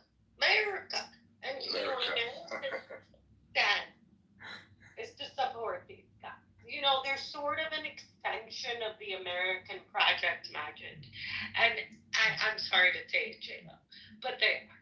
And we have a certain soft spot for them. This soft spot costs us a lot as Americans. It costs us a great amount, a great deal. do it. You know, it is what. Uh-huh. Yeah, so but to go back, Ali, to go also back to your question, I think that when we look at any reality, we need to look at it through a more complex set of eyes. And so it's not necessarily about hate or love or being pro or no, it's just about being very realistic about what exists today and having to recognize that this is a reality we have to accept and deal with. And so within that quest, I think that Palestinians all across the country are within that quest. Palestinians across all the countries find different ways of reconciling the two, and I think that's kind of what it is. And honestly, there are a lot of Palestinians who say لا خلينا مع اليهود ولا أشرف لنا ولا نكون بين عرب لأنه فعلا في من يعني في كثير عرب همج. سوري إنه أنا هيك بحكي يعني. Right. Yes. Sorry, mate. Just go ahead, man. I was just agreeing with you. Didn't mean to So it's kind of like it's a much more complex thing. It's like we could want our self-determination in our identities to be embedded in the country, but I think that a lot of Palestinians don't mind the existence of Israel. But the question is, does Israel want us? And it's not all Palestinians. I don't think so. And there's these people, but I personally don't think that Israel really, Isn't it obvious? Like Israel doesn't want you guys there. It's obvious. But so when it comes down to it's services and things like that, like I'm the Palestinian citizen of Israel, like I know that we have really good health benefits. We get all sorts of services that are afforded to us that you won't find anywhere else in the Middle East. Now that doesn't undermine or underpin the political question, and so that's kind of like where I'm at. So it's all more complex. Like, we went partying in Tel Aviv. We used to go out, come do this, do that, and we love it. We go to the beach. So there's a lot of people that don't want fans. So it's a bit more complex than just hate and love or being pro or anti. I just see it as a reality that exists that we have to accept or that we have to deal with. Yeah, absolutely. That's a fact. Like, if you ask me, do I agree with not do I agree? Like, how do I feel about the creation of how all of this started? Like how the state of Israel started and came to be. I wouldn't necessarily agree with how they started like their country, but it's here now. Israel is here. There's nothing we can change. There are a lot of people live in this country, and a lot of them are very nice people, and they don't deserve to get kicked, just like the Palestinians don't deserve to get kicked of their land. So yeah, of course, if we talk about this, this country exists now, and but what we should talk about is how they are conducting their actions against the Palestinians in the West Bank and in Gaza. Gaza is tragic, man. Gaza is like Gaza. I've seen Gaza like all my life, and I don't remember a day in my life that I've seen news about Gaza, and it was nice. It was always tragic, always people getting blown up. Just like you said, 400 people is not a target. It's collective punishment. It's a genocide. I believe that deep down. I'm sorry, maybe you guys don't, but I do. It is a genocide. It is a genocide. Like there's countless generations wiped out of existence, families wiped out of existence. It's heartbreaking. But the world is not silent. Like this is what makes me go crazy sometimes. The world is not silent. The world is fucking screaming. Come on, just stop this. What are you doing? You are taking this so far, but just like always, Israel gets out with it. I don't know, gets away with it. I don't know. Majid, I'm sorry to say, bro, but like from all all my life, from what I've seen, your people, the Palestinians in the West Bank and in Gaza, I actually don't see them in Gaza. Definitely in Gaza, like those guys don't have any hope. They don't have any hope. Like there's no hope left. The whole world's shouting, "Stop this!" and it's not stopping. I don't think it's gonna stop ever. Maybe they will have a ceasefire after the hostages go back. They get the hostages back. Hopefully, there will be a ceasefire. But then again, maybe some actions will happen and they'll finish the rest of Gaza and drive the people out. I mean, yeah, that was what Trump said. So yeah, it's tragic. What they're doing is unbelievable. Like it's unbelievable in this day and age. Like the most documented genocide in the history. So yeah, it's sad, and I'm sorry that you your people are going through this, bro. Honestly, we've been through a couple of wars, but nothing like that. Like we thought that we had the worst of it, but then when we looked to Gazans, I said, yeah, man, like we're okay. Nothing happened to us. Like look at those people and how resilient they are. It's it gets me emotional every time. It's Yeah, same. To be honest, in fact, today I was talking to somebody and I just had to kind of hold myself on track and just be like, and like I just don't say anything because obviously I don't want to be crying in front of people. But it's I mean it's the weight of the blood of just there's very little words to describe what's happening, and it will drive anyone insane if you actually go too deep into it. And the root of this is hatred, and it's the authorities that hate Palestinians so much so that they have created a narrative that justifies this type of hatred. It's similarly to what happened with slavery. It's it's the worst form of hatred. And it just exactly the dehumanization. So, I mean, dehumanization, not right? just It's terrible, and no accountability also for what like all that led to all that led to it. Again, October 7th was a very terrible tragedy, and that should never have happened. It could have any one of us could have been the victims of that. But we cannot also underscore or remove out of the equation all that happened before. And when we look at statistics and numbers, we will see that like in the previous 4 years prior to it, right, and Palestinians have been being killed off left and right, and it's always under the narrative that this is security, and so people don't really question. And because they demonize Palestinians so much so, they truly believe that this is security. And in my view, it's not all about security. There's something much bigger than this. And in my view, it's an ideological superiority that is being conducted by an extremist government that has always hated Arabs and Palestinians. And always at the root of them was hatred.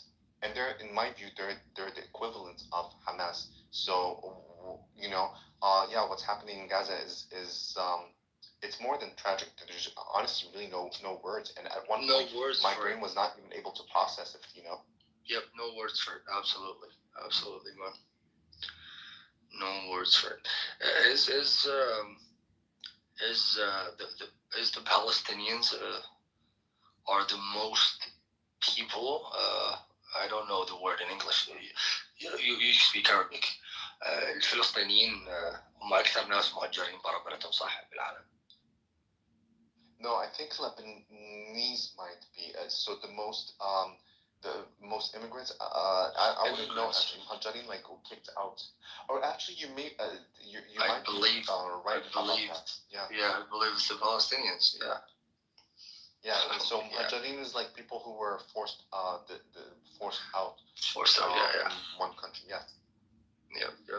And these policies continued. I mean, these policies continued in so many ways to try to disarm as many Arabs. And it's like what happened is like you have Gaza, you have the West Bank, you have East Jerusalem, you have Israeli Arabs, and so it's like each one is fighting for like.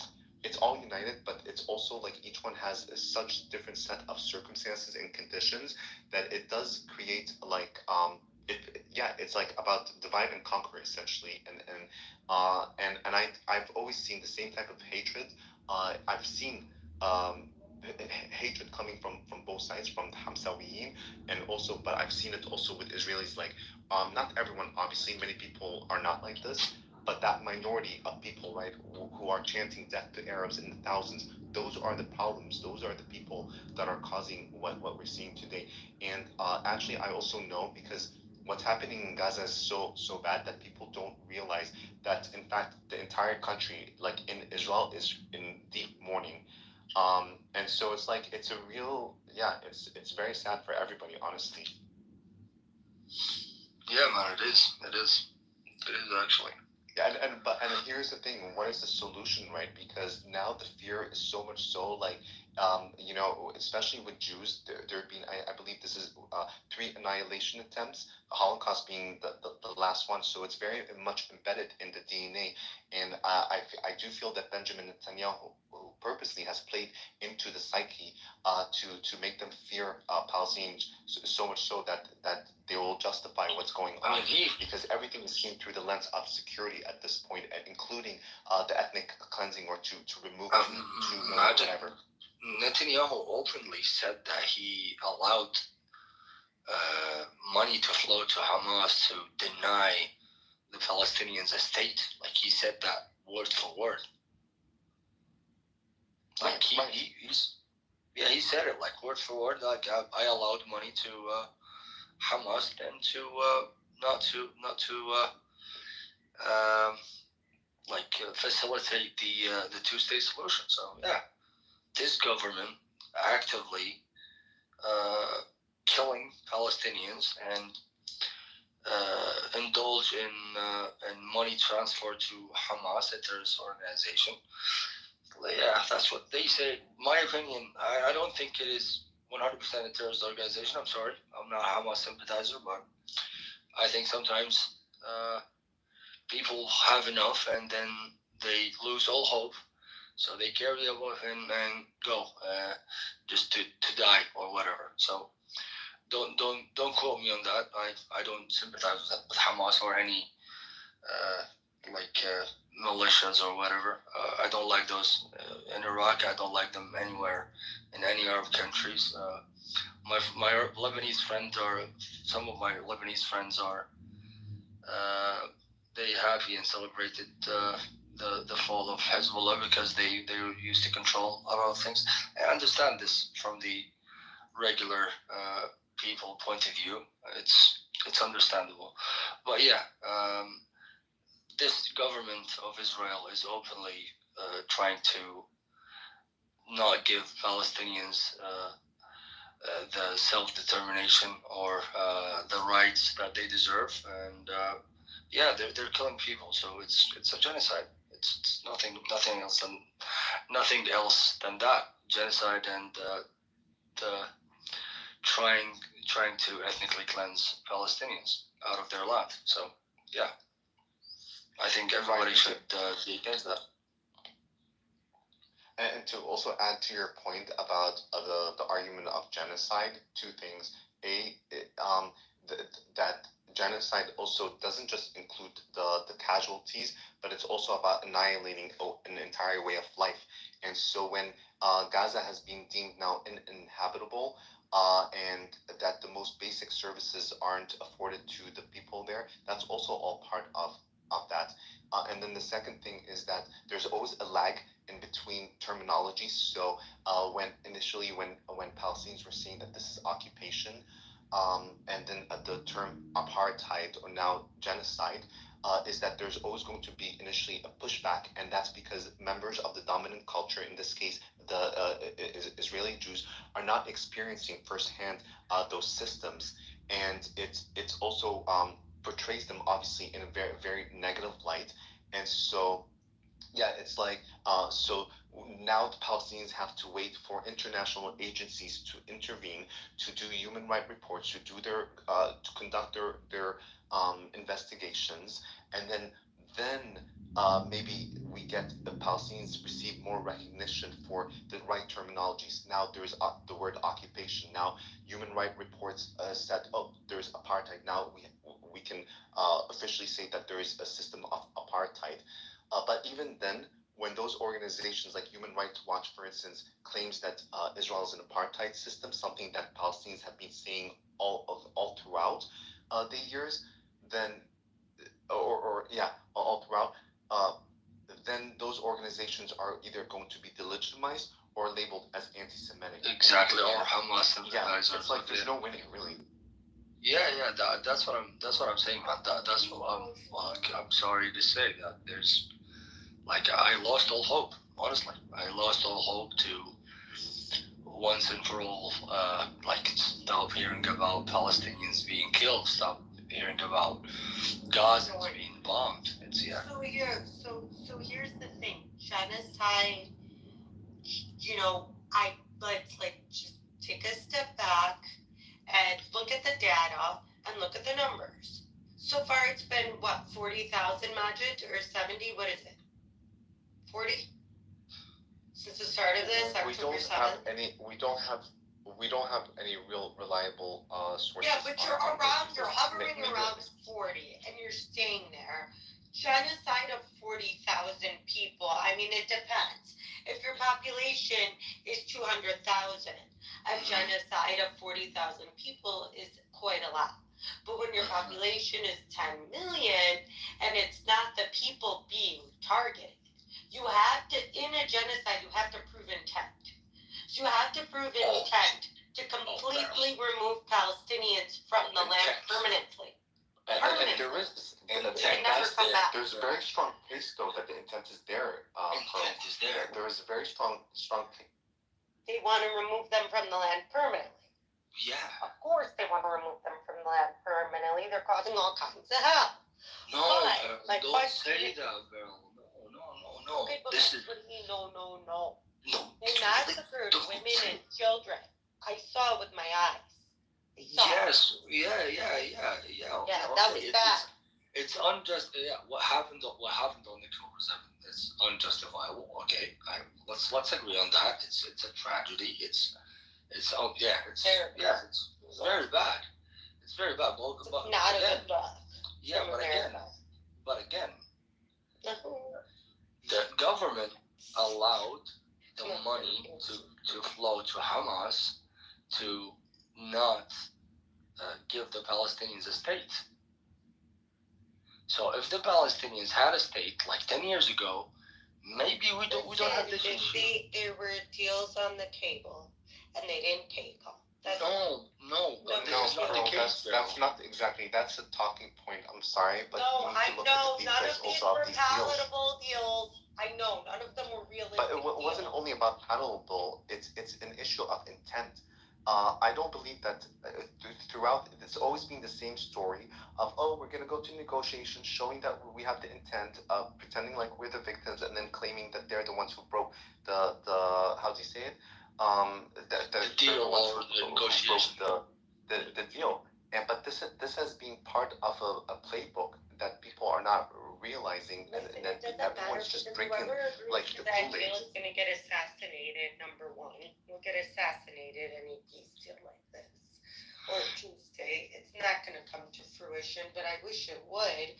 However, you're further than ever, I think, from Tuesday's solution, because this has made them colder. This has made Israel colder to the idea of but there's a pattern. There's a pattern to this. Like, it started like 56 and 44 to the Palestinians, and then 76 happened, and it's then became 78 to Israel and 22 to the Palestinians. But then that also didn't happen, and then they went to 100%, and they're not given a second state. So they'll never get it. They'll do nothing. And then the Palestinians didn't try to go to the like former agreement of 44%. They said, okay, we'll settle with the 22%, but just give us that. And then they started like doing some they playing games with the negotiations, just like they played games with the ceasefire. Like they said, hey, we broke the ceasefire, and they didn't explain why, and why didn't the Hamas give back the rest of the hostages? Is because for 15 days now, the aid, the humanitarian aid and everything is blocked from Gaza, water and food and everything. People are starving. Of course, they're not going to give you the hostages if you put in them like in all of this, and they playing games with the negotiation and whatnot. So yeah, it always Israel breaks the deal and try to not give the Palestinians a state. So how do you expect them not to fight? How do you expect them not to do, let's say, like quote unquote terrorist acts? How? What should they do? They can't leave. They can't live peacefully in their land. They don't have rights. They are occupied. And yeah, so what else? They can just die. They accept to die. Like, what else they have? And now there's talks about like pushing them out to another country. Pearl, come on. It's obvious, I swear. Like it's really obvious. And like when I talk to like Zionists, like I'll say that Hale's all normal. He's gonna shout at me. Yeah, but when I talk to Zionists, it's like it's they live in a different world. Honestly, in a different world. In a bubble of their own. We do live in a different world. We live in America. When are you gonna get it? You can't talk to these clowns. No, like talk to some Israelis.